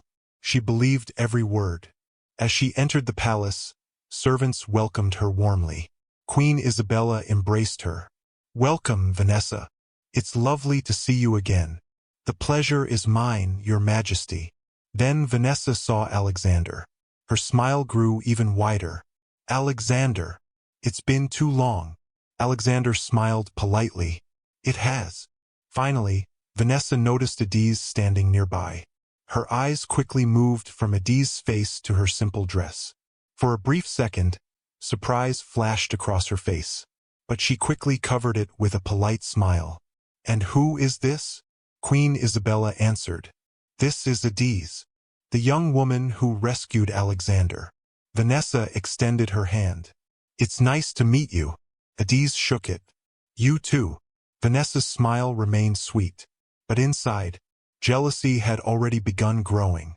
Throughout lunch, Vanessa made sure every conversation revolved around luxury. She spoke about international vacations, designer fashion, private yachts, exclusive parties. Alexander barely paid attention. Whenever Adiz spoke, however, he listened carefully. She described life in Aqua Bay, the fishing community, the children she often helped, the beauty of watching the sunrise over the sea. Alexander smiled throughout her stories. Vanessa noticed. Every time Adiz laughed, Alexander laughed too. Every time Adiz spoke, Alexander looked genuinely interested. Vanessa had known Alexander for years. She had never seen him like this. After lunch, Queen Isabella invited Vanessa into her private sitting room. As soon as the door closed, Vanessa spoke. "Is he serious about her?" The Queen sighed. "I'm afraid so." Vanessa frowned. "A fisherwoman?" Queen Isabella nodded. "I've tried reasoning with him. It hasn't worked." Vanessa crossed her arms. "He'll come to his senses." The Queen looked uncertain. "I hope so." Vanessa smiled confidently. "Leave this to me." On the surface, she treated Adiz kindly. She complimented her clothes. She smiled warmly. She even offered to show Adiz around the palace. But behind every smile was another plan. One afternoon, Vanessa walked into Adiz's room carrying several elegant dresses. "I thought these might fit you." Adiz looked surprised. "They're beautiful. Try them." "I've never worn anything like this." Vanessa smiled. "You'll need to, if you're staying in the palace." Adiz hesitated. "I don't know if I belong here." Vanessa placed a comforting hand on her shoulder. "I'm sure you'll learn." But inside, Vanessa was thinking something completely different. "You'll never belong here." That evening, Vanessa secretly met one of the palace servants named Felix. She handed him a thick envelope. Inside was a large amount of money. "I need your help." Felix looked nervous. "What do you want me to do?" Vanessa smiled coldly. "Something very simple." 2 days later, the palace prepared for an important charity gala. Business leaders, politicians, ambassadors, and members of the royal family were invited. Queen Isabella insisted Adiz attend. "It will help people get to know you." Adiz felt nervous. She had never attended such an event. Alexander encouraged her. "You'll be fine." "I'm not sure." "You've faced storms stronger than this." She smiled. "I suppose I have." The evening finally arrived. Adiz wore the beautiful blue dress Alexander had given her. Her hair was neatly styled. Simple jewelry completed her appearance. When she entered the ballroom, conversations paused. Many guests stared. Some looked impressed. Others looked surprised. Alexander walked toward her. "You look beautiful." Adiz blushed. "Thank you." For a while, everything went well. They greeted guests, shared quiet conversations. Even Queen Isabella admitted to herself that Adiz looked elegant. Then everything changed. Suddenly, Felix hurried into the ballroom looking frightened. "Your Majesty!" Everyone turned. "What is it?" Queen Isabella asked. Felix held up a velvet jewelry box. "I found this in Miss Adiz's room." Queen Isabella frowned. "What is it?" Felix opened the box. Inside lay the Queen's priceless diamond necklace. Gasps filled the room. Queen Isabella stood. "My necklace!" She looked toward Adiz. "It disappeared yesterday." Every guest stared. Adiz looked completely confused. "I've never seen that before." Felix quickly spoke. "I found it hidden inside her wardrobe." The ballroom erupted into whispers. "Did she steal it?" "I knew something wasn't right." "Money changes people." Adiz shook her head repeatedly. "No, I didn't take it." Queen Isabella's face filled with disappointment. "Adiz, I swear, I don't know how it got there." Alexander stepped forward immediately. "I believe her." Several guests exchanged doubtful looks. Vanessa quietly watched everything from across the room. Inside, she smiled. Her plan was working perfectly. One of the royal advisors spoke. "The evidence seems clear." Alexander looked at him sharply. "No, The evidence proves someone placed it there. Queen Isabella looked torn. The necklace was found in her room. Adi's voice trembled. I would never steal from anyone. Tears filled her eyes. I know what it's like to have nothing. I would never take what isn't mine. Alexander took her hand. I know. Vanessa slowly walked closer. Her voice sounded sympathetic. This is all very unfortunate. But perhaps. She hesitated dramatically. The temptation became too much. Alexander looked at Vanessa with disbelief. You think she stole it? Vanessa sighed. I don't want to believe it. But the necklace was found in her room. The whispers grew louder. Adiz looked around the ballroom. Everywhere she turned, people stared at her with suspicion. Some pitied her. Others judged her. The humiliation became unbearable. She gently pulled her hand away from Alexander. I can't stay here. Adiz. She shook her head. No, I don't belong here. Alexander reached toward her. Please listen. She smiled sadly. I've spent my whole life trying to prove I'm more than what people see. She looked around the room. But nothing has changed. Without another word, she turned and walked away. Alexander immediately started after her. Queen Isabella called out, Alexander! He stopped, only for a moment. When he looked back toward the palace entrance, Adiz was already gone. By the time he reached the front gates, the vehicle carrying her had disappeared into the night. Alexander stood silently beneath the stars. His heart felt heavier than it had the day he almost drowned.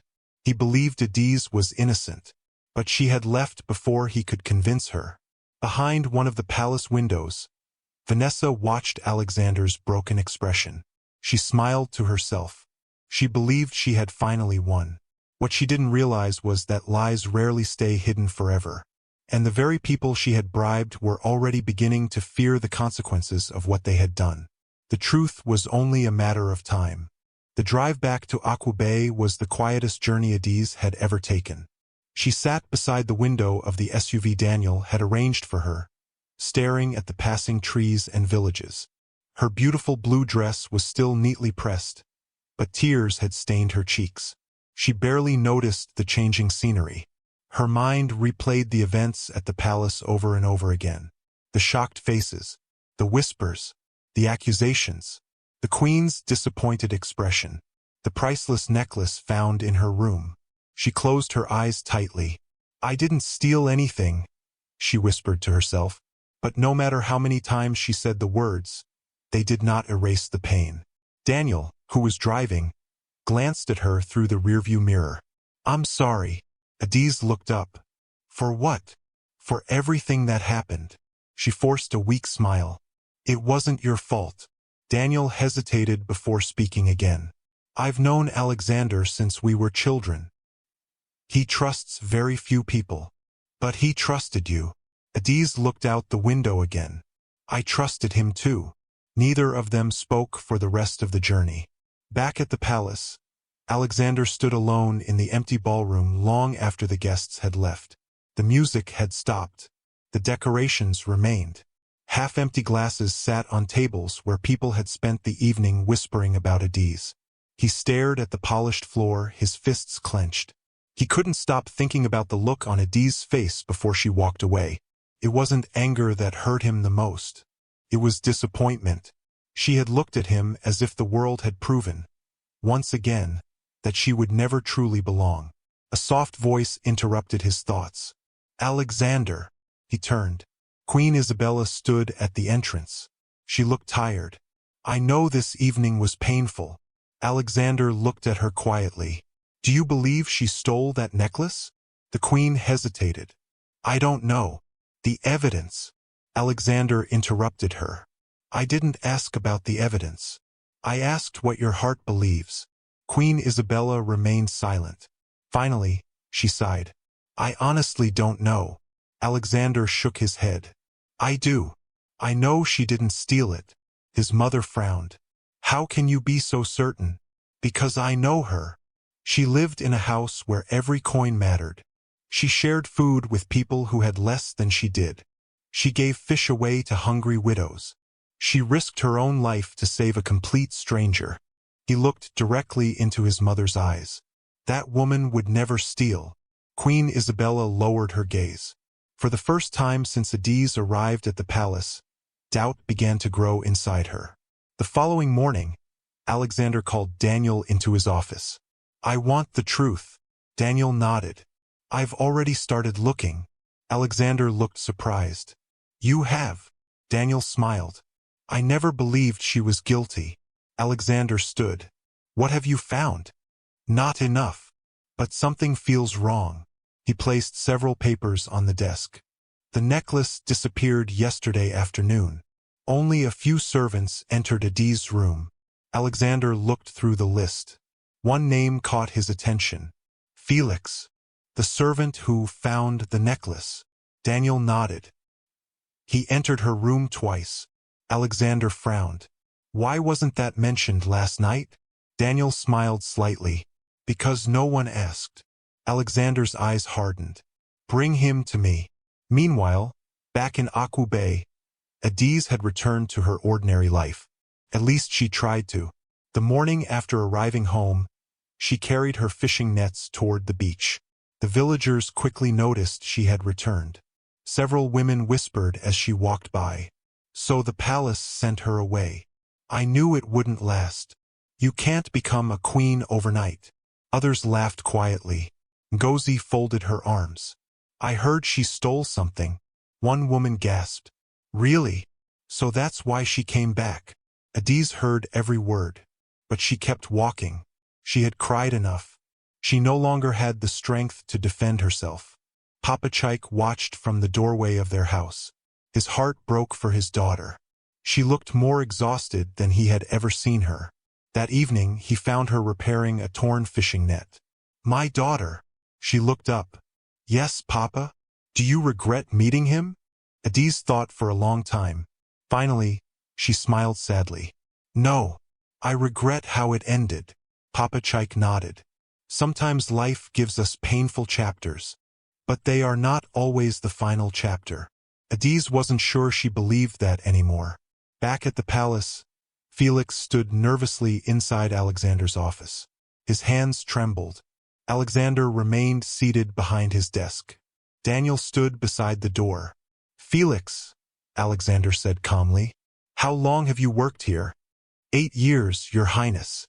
Alexander nodded. "And have you ever stolen from this palace?" "No, sir." "Good." Alexander folded his hands. "Then I assume you're an honest man."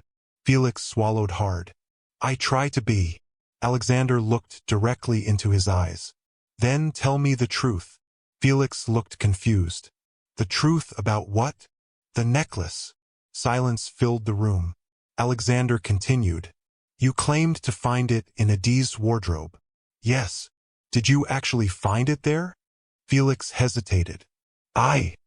Daniel stepped forward. "We've reviewed the security logs." Felix's face lost color. "You entered Miss Adiz's room twice. The second visit wasn't authorized." Felix remained silent. Alexander leaned forward. "I'll ask you one last time. What really happened?" Felix's breathing became faster. Sweat formed on his forehead. Finally, he broke. "I'm sorry." He fell to his knees. "I didn't want to do it." Alexander's voice became cold. "Who?" Felix lowered his head. "Miss Vanessa." The room became silent. "She paid me. She gave me money to hide the necklace." Alexander closed his eyes briefly. Exactly as he had suspected. Daniel quickly turned on a voice recorder. "Continue." Felix wiped tears from his face. "She said no one would get hurt. She only wanted Miss Adiz to leave the palace. I hid the necklace. Then I pretended to discover it." "I'm sorry." Alexander stood slowly. His disappointment was obvious. "Take him to the security office." Daniel nodded. "Yes, Your Highness." As guards escorted Felix away, Alexander stared out the window. The truth had finally surfaced. But proving it to everyone else would require more. That afternoon, Daniel located another palace employee, a young maid named Grace. She had been unusually quiet since the gala. When questioned privately, she burst into tears. I saw everything. Alexander looked at her. What did you see? I saw Miss Vanessa give Felix money. I thought it was strange. I followed him. She took a shaky breath. I watched him enter Miss Adie's room. I didn't know what he was doing until the necklace was found. Daniel asked gently, Why didn't you speak up? Grace lowered her head. I was afraid. Vanessa's family is powerful. Alexander nodded. I understand. But thank you. Her testimony matched Felix's confession perfectly. The truth was undeniable. Queen Isabella listened quietly as Daniel presented every detail.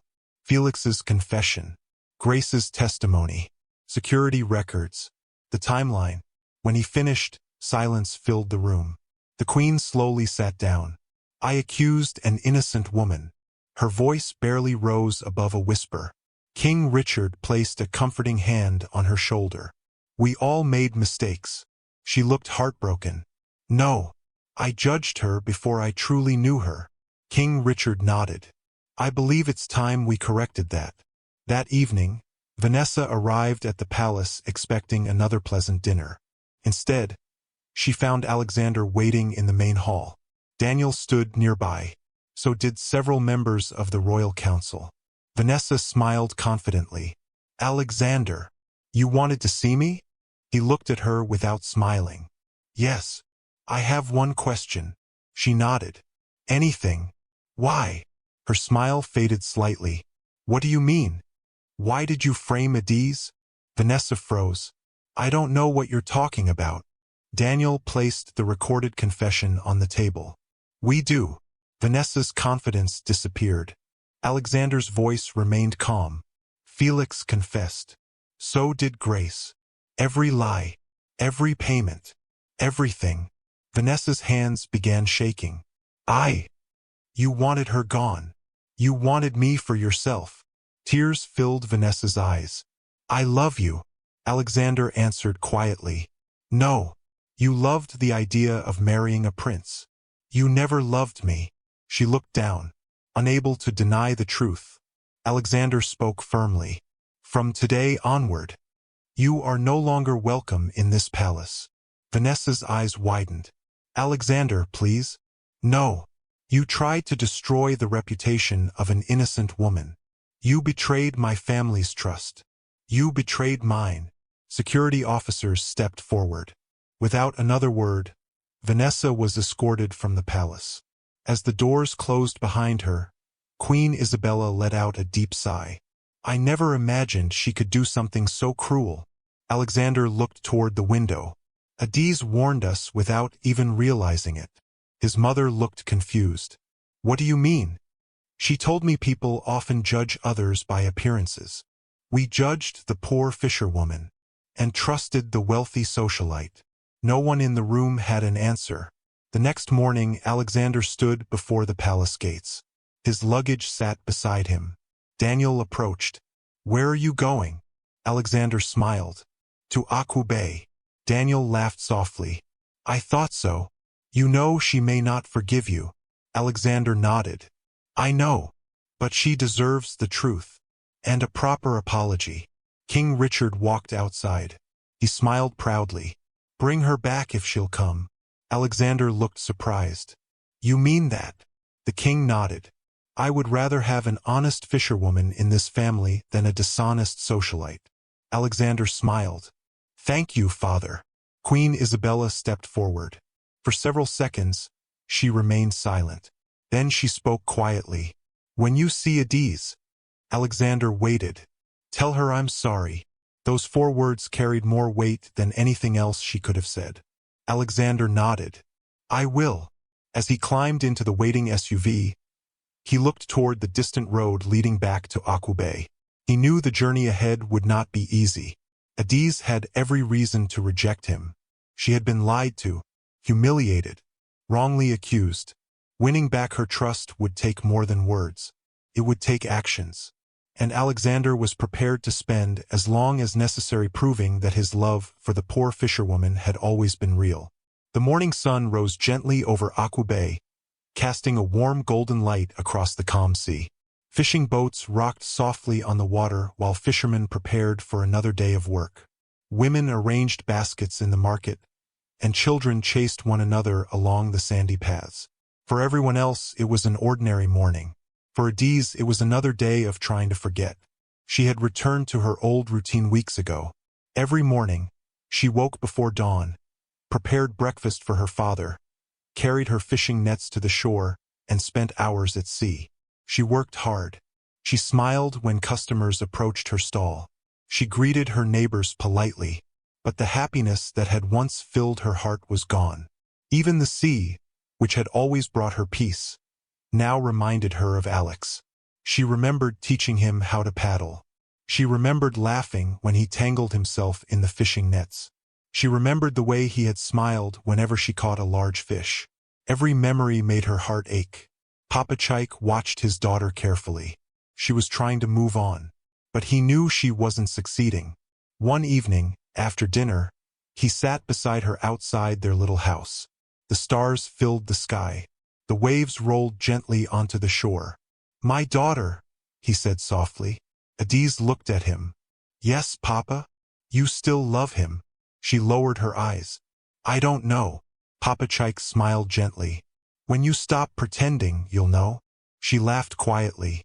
"You always make everything sound simple." He chuckled. "No, life is rarely simple, but the heart usually is." Adiz didn't answer. Deep inside, she knew her father was right. She still loved Alexander. What she didn't know was whether she could ever trust him again. Hundreds of kilometers away, Alexander's black SUV finally turned onto the dusty road leading into Aku Bay. Unlike the first time he had arrived with several security vehicles, this time he came alone. No convoy, no royal guards, no expensive display of power. Just Alexander. He looked out the window and smiled as familiar sights came into view. The old mango tree where he and Adiz had rested. The small market. The fishing boats lined along the shore. For the first time since returning to the palace, he felt at peace. He stopped the vehicle outside Uncle Moses' house. The elderly fisherman stepped outside, surprised. "Alex!" Alexander smiled warmly. "It's good to see you again."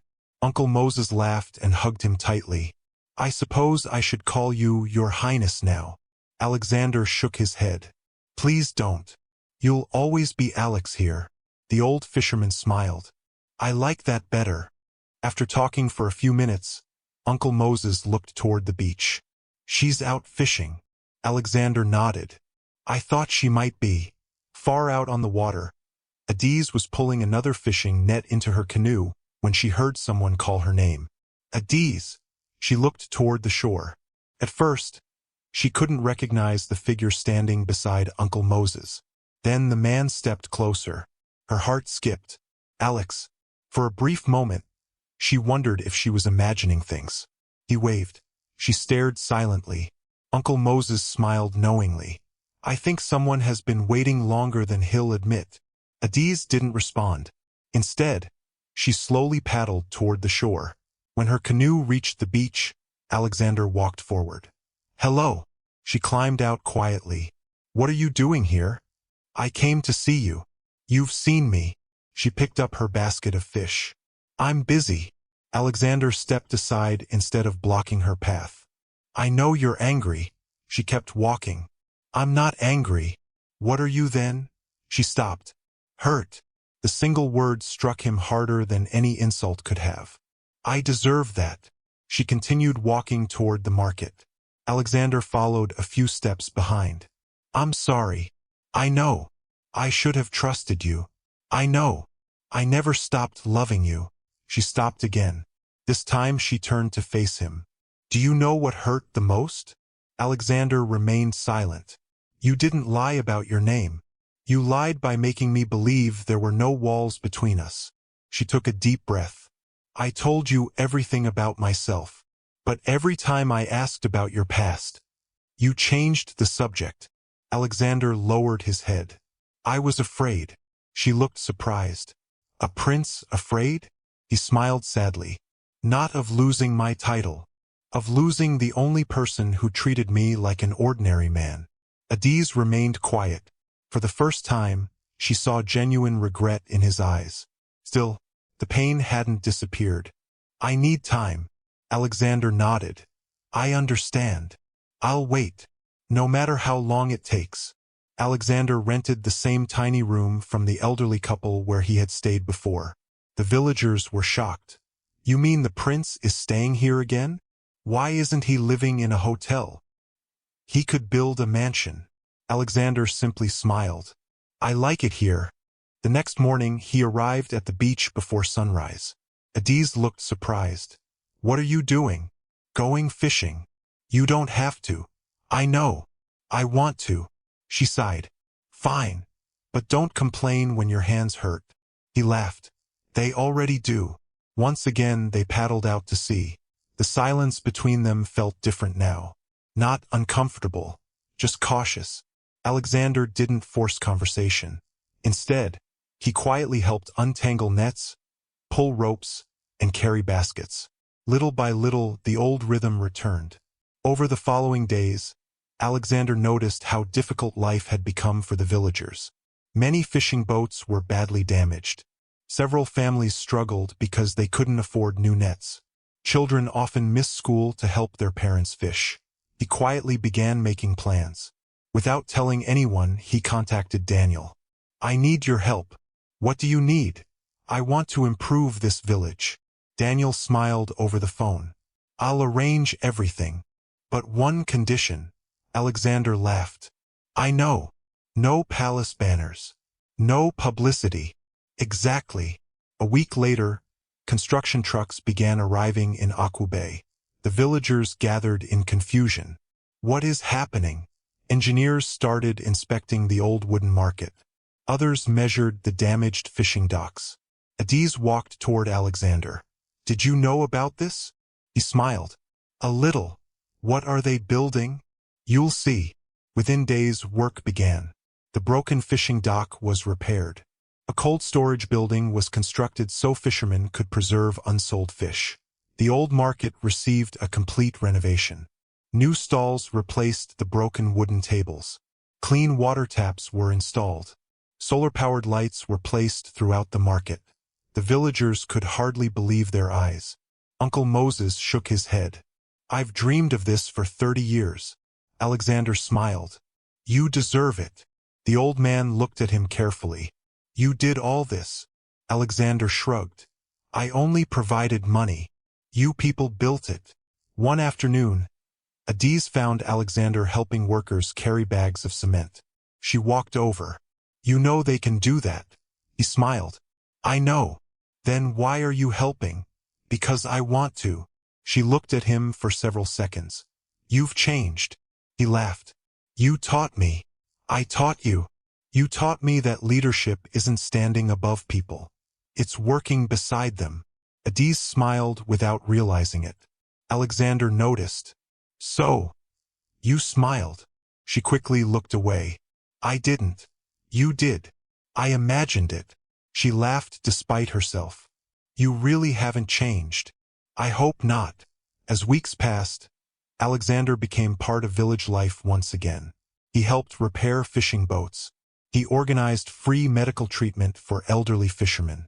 He paid school fees for several children, but quietly, asking the teachers never to reveal who had donated the money.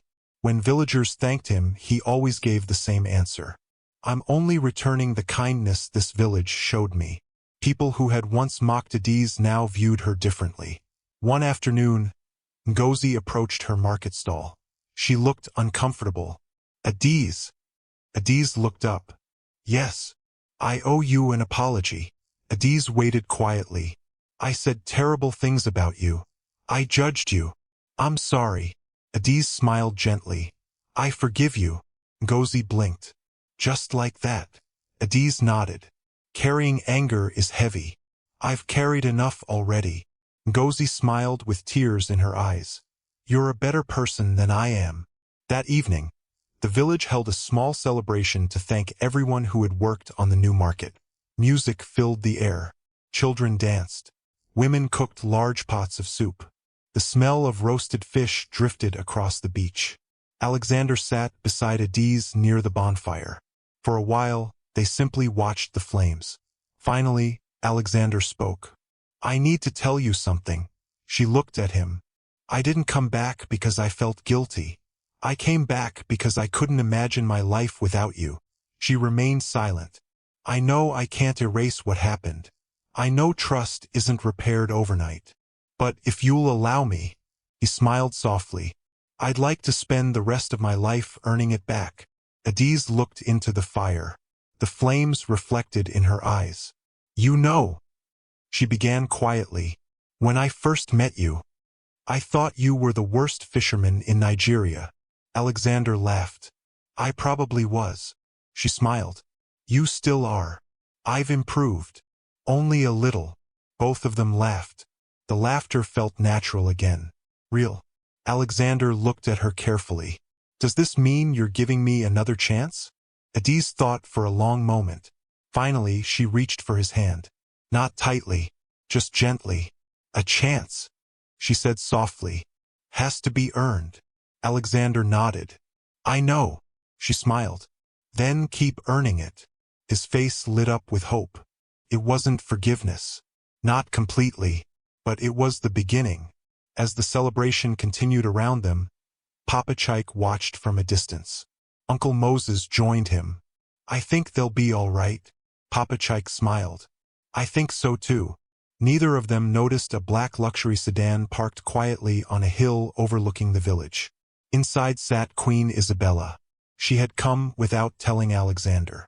She watched him laughing with the villagers, helping children carry chairs, serving food to elderly fishermen before serving himself. Then she looked at Adiz, the young woman she had dismissed as unworthy. She saw Adiz sharing her own meal with an elderly widow who had arrived late. She saw children running to hug her. She saw the respect the entire village now had for her. For the first time, Queen Isabella questioned everything she had believed. Perhaps she had spent too much time judging titles, and not enough time recognizing character. As she quietly drove away that night, one thought remained in her mind. Maybe the future queen had never been inside the palace. Maybe she had been living in a tiny fishing village all along. The morning after Queen Isabella secretly visited Aqua Bay, she sat alone in her private garden. The palace was quiet. Birds sang from the flowering trees, and the fountain in the middle of the garden flowed gently. Normally, this was her favorite place to think. But today her thoughts were heavy. She could not stop remembering what she had witnessed the night before. She had expected to see a poor fisherwoman trying to impress the prince. Instead, she had seen something completely different. She had watched Adiz give her own food to an elderly widow before serving herself. She had seen children run to Adiz with genuine affection. She had watched Alexander laugh more freely than he ever had inside the palace. Most importantly, she had seen the way they looked at each other. There was no greed, no ambition, only love. Queen Isabella let out a slow sigh. Perhaps she had been wrong. A soft voice interrupted her thoughts. "You've been awake since dawn." King Richard walked into the garden carrying 2 cups of tea. He handed one to his wife before sitting beside her. "You've been thinking about Adiz," he said. The queen smiled faintly. "Is it that obvious?" "It is." She looked down at the steaming tea. "I visited the village." King Richard raised an eyebrow. "You did." "I didn't tell anyone. I simply wanted to see her without the palace around us." "And?" Queen Isabella remained quiet for a long moment. Finally she spoke. "I judged her before I knew her." King Richard smiled gently. "I know. I thought being queen required wealth." She looked toward the fountain. "But maybe it requires something else." "What?" "A heart that puts other people first." The king nodded. "I've believed that since the day she saved our son." Queen Isabella smiled sadly. "I owe her an apology." Meanwhile, back in Aqua Bay, Alexander continued helping the villagers every day. He no longer cared whether anyone saw him carrying fishing nets or repairing old boats. His expensive suits had been replaced by simple shirts and work trousers. His polished shoes had been exchanged for rubber sandals. One afternoon, He and Adiz were repairing a broken canoe together. Alexander accidentally dropped his hammer into the shallow water. Adiz laughed. "You still manage to make simple jobs difficult." He grinned. "I was testing whether the hammer could swim. It failed. It sank immediately." She shook her head, smiling. "You'll never change." "I hope not." The laughter between them had returned. Little by little, the walls around Adiz's heart were beginning to fall. She still remembered the pain of the palace. She still remembered the accusations. But every day Alexander proved his love through actions instead of promises. He never pressured her. He never demanded forgiveness. He simply stayed. And that meant more than words ever could. Later that evening, Papa Chaik called Alexander aside. "I want to speak with you." Alexander nodded respectfully. "Of course." The two men sat beneath the old mango tree overlooking the sea. For a few moments, neither of them spoke. Finally, Papa Chaik smiled. "You love my daughter." Alexander answered immediately. "More than anything. And if she lost everything, I'd still choose her. If she never became queen, I'd still choose her. If she stayed a fisherwoman for the rest of her life," Alexander smiled, "then I'd happily become a fisherman." Papa Chaik laughed so hard that tears formed in his eyes. "You still can't paddle properly." "I've improved." "A little." Both men laughed. Then Papa Chaik became serious again. "I have only one daughter. I cannot give her to someone who will break her heart twice." Alexander looked directly into his eyes. "I won't. I know words aren't enough. So judge me by what I do." Papa Chaik nodded slowly. "I already have. And," the old man smiled warmly, "I think my wife would have liked you." Alexander's eyes filled with emotion. "Thank you." The following morning, 3 royal vehicles drove into Aku Bay once again. This time, however, the atmosphere felt different. There were no hurried security officers. No panic. No tension. Villagers gathered curiously as Queen Isabella and King Richard stepped out together. Alexander looked surprised. "Mother!" Queen Isabella smiled. "I came to see someone." She walked slowly toward Adiz. The entire village watched silently. Adiz bowed respectfully. "Your Majesty." Before anyone expected it, Queen Isabella reached out and gently held Adiz's hands. "My child." Adiz looked surprised. "I owe you an apology." The villagers exchanged shocked glances. The Queen continued. "I judged you because of your background. I judged you because of your appearance. I was wrong." Adiz stood speechless. Queen Isabella's eyes filled with tears. "You saved my son's life. You loved him before you knew he was a prince. And instead of thanking you properly, I made you feel unwelcome." She lowered her head slightly. "Please forgive me." Complete silence filled the village. No one had ever imagined the Queen would apologize publicly. Adiz felt tears gather in her eyes. She gently squeezed the Queen's hands. "Your Majesty, we all make mistakes. I forgave you long before today." Queen Isabella smiled through her tears and embraced Adiz tightly. The villagers burst into applause. Even Gozi wiped tears from her face. Uncle Moses whispered softly, "Now that's a queen." A week later, the royal palace officially announced the engagement of Prince Alexander Okoye and Adiz Nwosu. The news spread across the country within hours.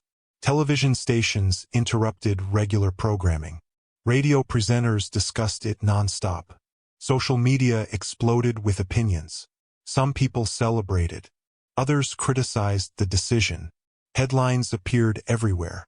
Prince chooses fisherwoman over billionaire heiress. Royal romance captures the nation. Future queen once sold fish in coastal village. Journalists rushed to Aku Bay hoping to interview Adiz. She politely declined every request. She didn't want fame. She simply wanted peace. Preparations for the royal wedding began immediately. The palace transformed into a hive of activity. Decorators hung beautiful flowers across the gardens. Tailors worked day and night on wedding outfits. Chefs prepared menus for thousands of guests. Musicians rehearsed traditional and modern performances. Queen Isabella personally supervised every detail. One afternoon, she visited Adi's room carrying a large wedding album. "I thought we could choose a dress together." Adi smiled.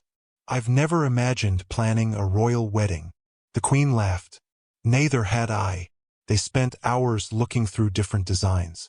As they laughed together, Alexander quietly watched from the doorway. Daniel stood beside him. "I never thought I'd see this." Alexander smiled. "Neither did I. My mother used to plan dinners with Vanessa." Daniel chuckled. "Now she's arguing with Adiz over lace patterns." Alexander laughed. "Life is strange." The wedding day finally arrived. From early morning, thousands of people gathered outside the palace.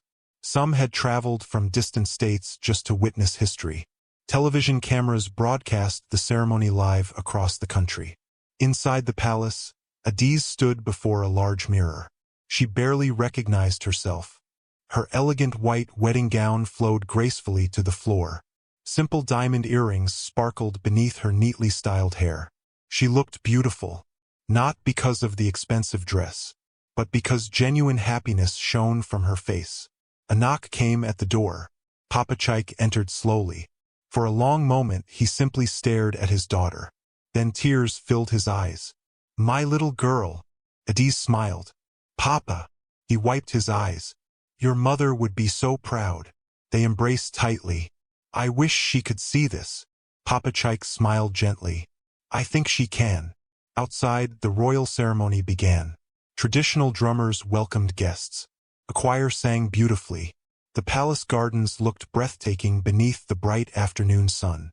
Alexander waited at the altar wearing a perfectly tailored royal outfit. Although surrounded by presidents, governors, kings, queens, and wealthy business leaders, his eyes searched for only one person. Then the music changed. Everyone stood. Adiz slowly walked down the aisle holding her father's arm. A soft gasp spread through the crowd. She looked radiant. Alexander smiled so widely that Daniel quietly whispered, "You've completely forgotten everyone else is here." Alexander laughed softly.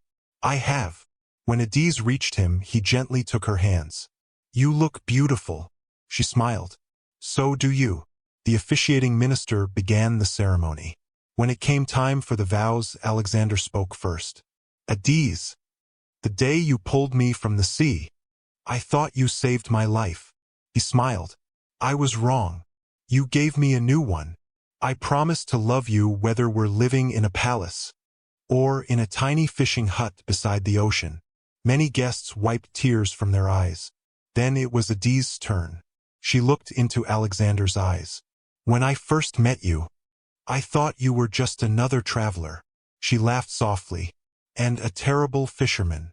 The guests laughed. "But you became my best friend, my greatest lesson, and the love I never expected.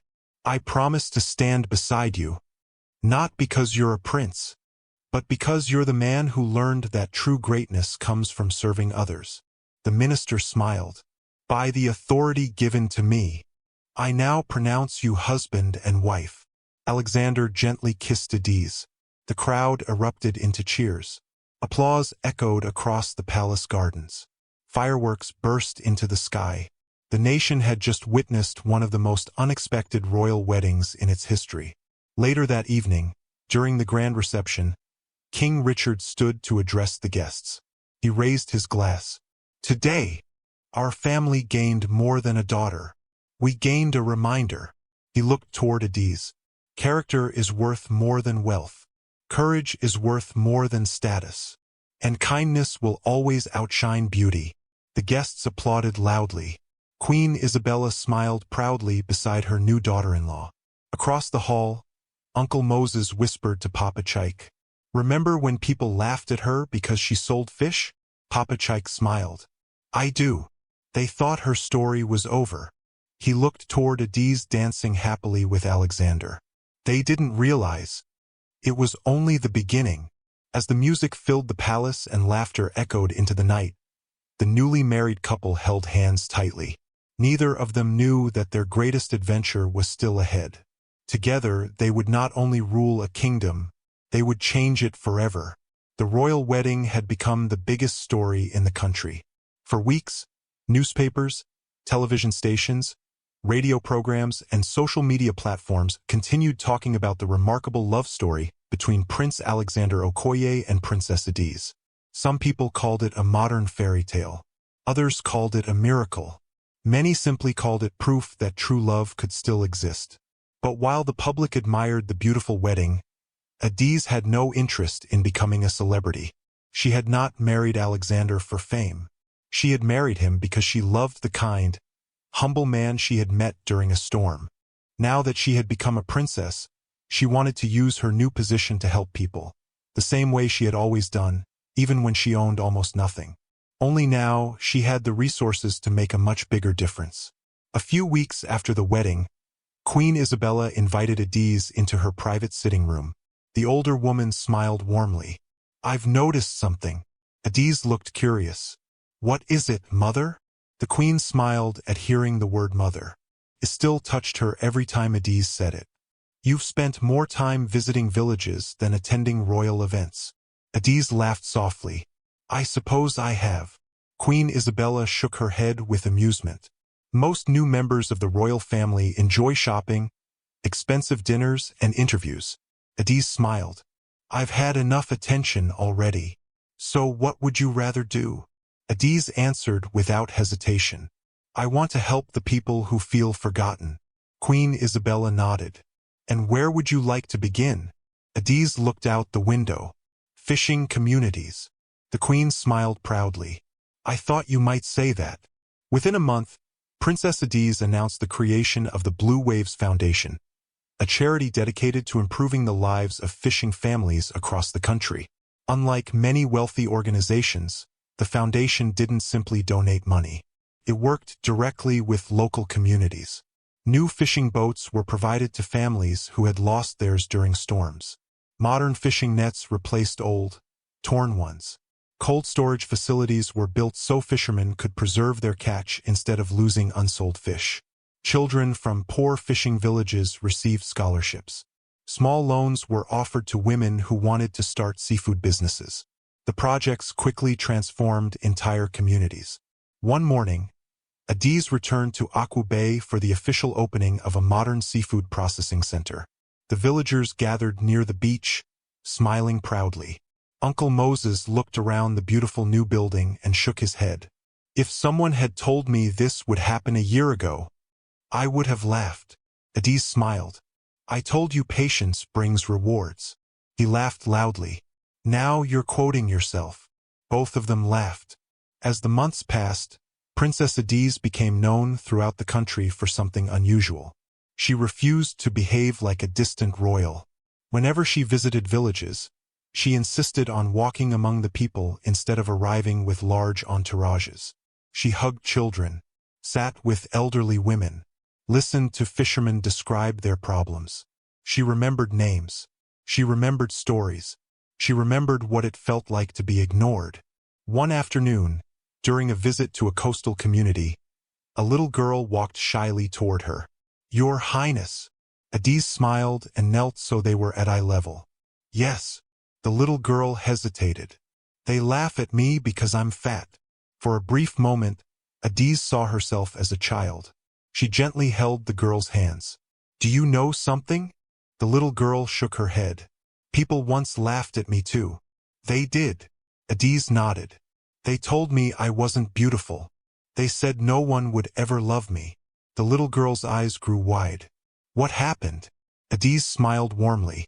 "I learned that the people who truly matter will always see your heart before they see anything else."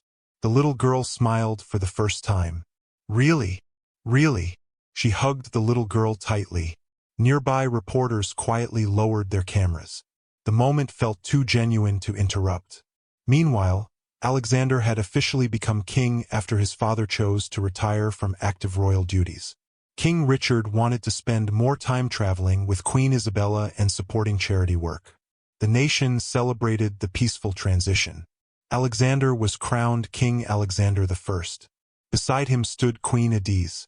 Many people who had once doubted her now applauded proudly. During the coronation ceremony, King Alexander gave a short speech. I stand here today because someone once believed my life was worth saving. He looked toward Adiz.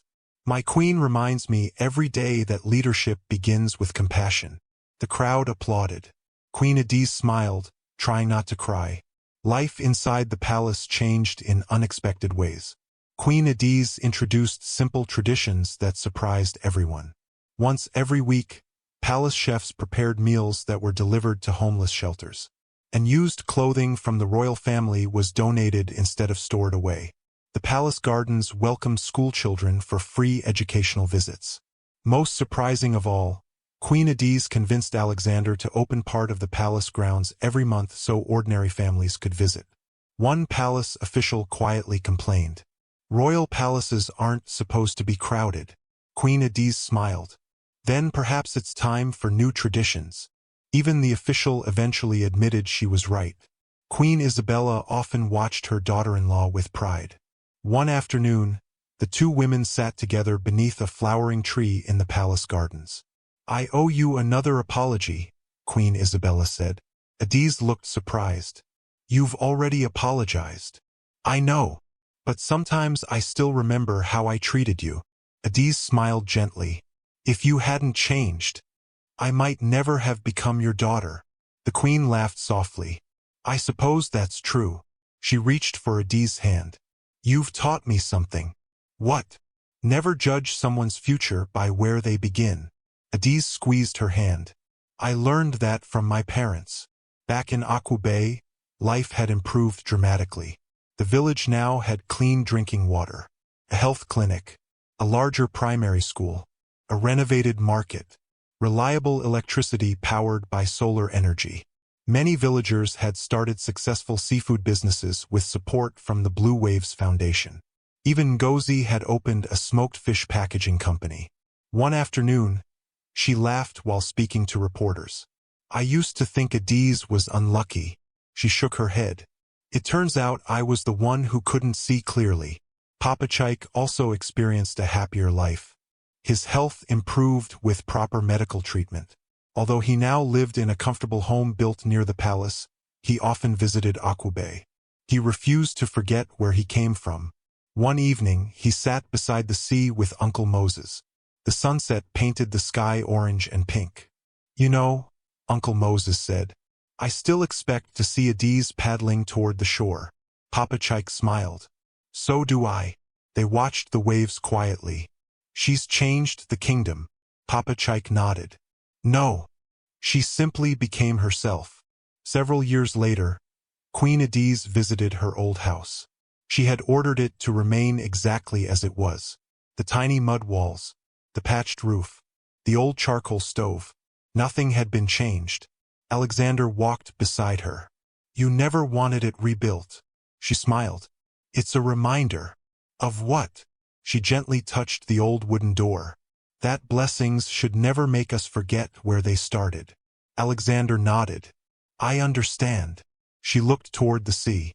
"I caught my first fish here, and I nearly drowned there." He pointed toward the water. She laughed. "You also nearly tipped over my canoe." "I've become much better." She raised an eyebrow. "Really?" He smiled confidently. "I think so." She looked at Uncle Moses, who happened to be nearby. "Has he improved?" The old fisherman laughed loudly. "He's still not as good as you." Everyone burst into laughter. Later that evening, Alexander and Adiz walked alone along the quiet beach. The same beach where they had first met. The same beach where everything had begun. The waves rolled gently around their feet. Alexander looked at his wife. "Can I ask you something?" She smiled. "Of course." "If that storm had never happened, if our paths had never crossed, do you think we'd still have found each other?" Adiz thought for a moment. Then she looked toward the stars. "I believe God has many ways of bringing people together." She squeezed his hand. "But I'm very grateful he chose that one." Alexander smiled. "So am I." They stopped walking. For a few moments, they simply listened to the sea. Finally, Alexander spoke again. "You know, I didn't fall in love with a princess." Adiz laughed softly. "I know. I fell in love with a brave fisherwoman who risked her own life to save a complete stranger. She rested her head against his shoulder. And I didn't fall in love with a billionaire prince. She smiled. I fell in love with the stubborn man who couldn't paddle a canoe without spinning in circles. Alexander laughed loudly. I'll never escape that story, will I? Never. They both laughed as the waves gently washed over the shore. Far behind them, children played on the beach without worrying about hunger. Fishing boats returned safely to a modern harbor.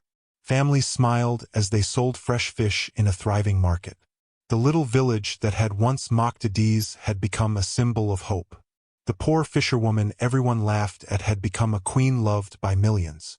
Not because she wore a crown, not because she lived in a palace, but because she never allowed power, wealth, or status to change the kind and compassionate heart that had always defined her. And every time people asked King Alexander why he had chosen a poor, plus-sized fisherwoman instead of someone wealthy or powerful, he always gave the same answer with a smile. I didn't choose the richest woman in the kingdom. I chose the richest heart. And that answer became a lesson passed down for generations. That true beauty is found not in appearance, wealth, or titles, but in kindness, courage, humility, and love. Thanks for watching. If you enjoyed this story, please subscribe to this channel and tell us where you are watching from. Have a wonderful day.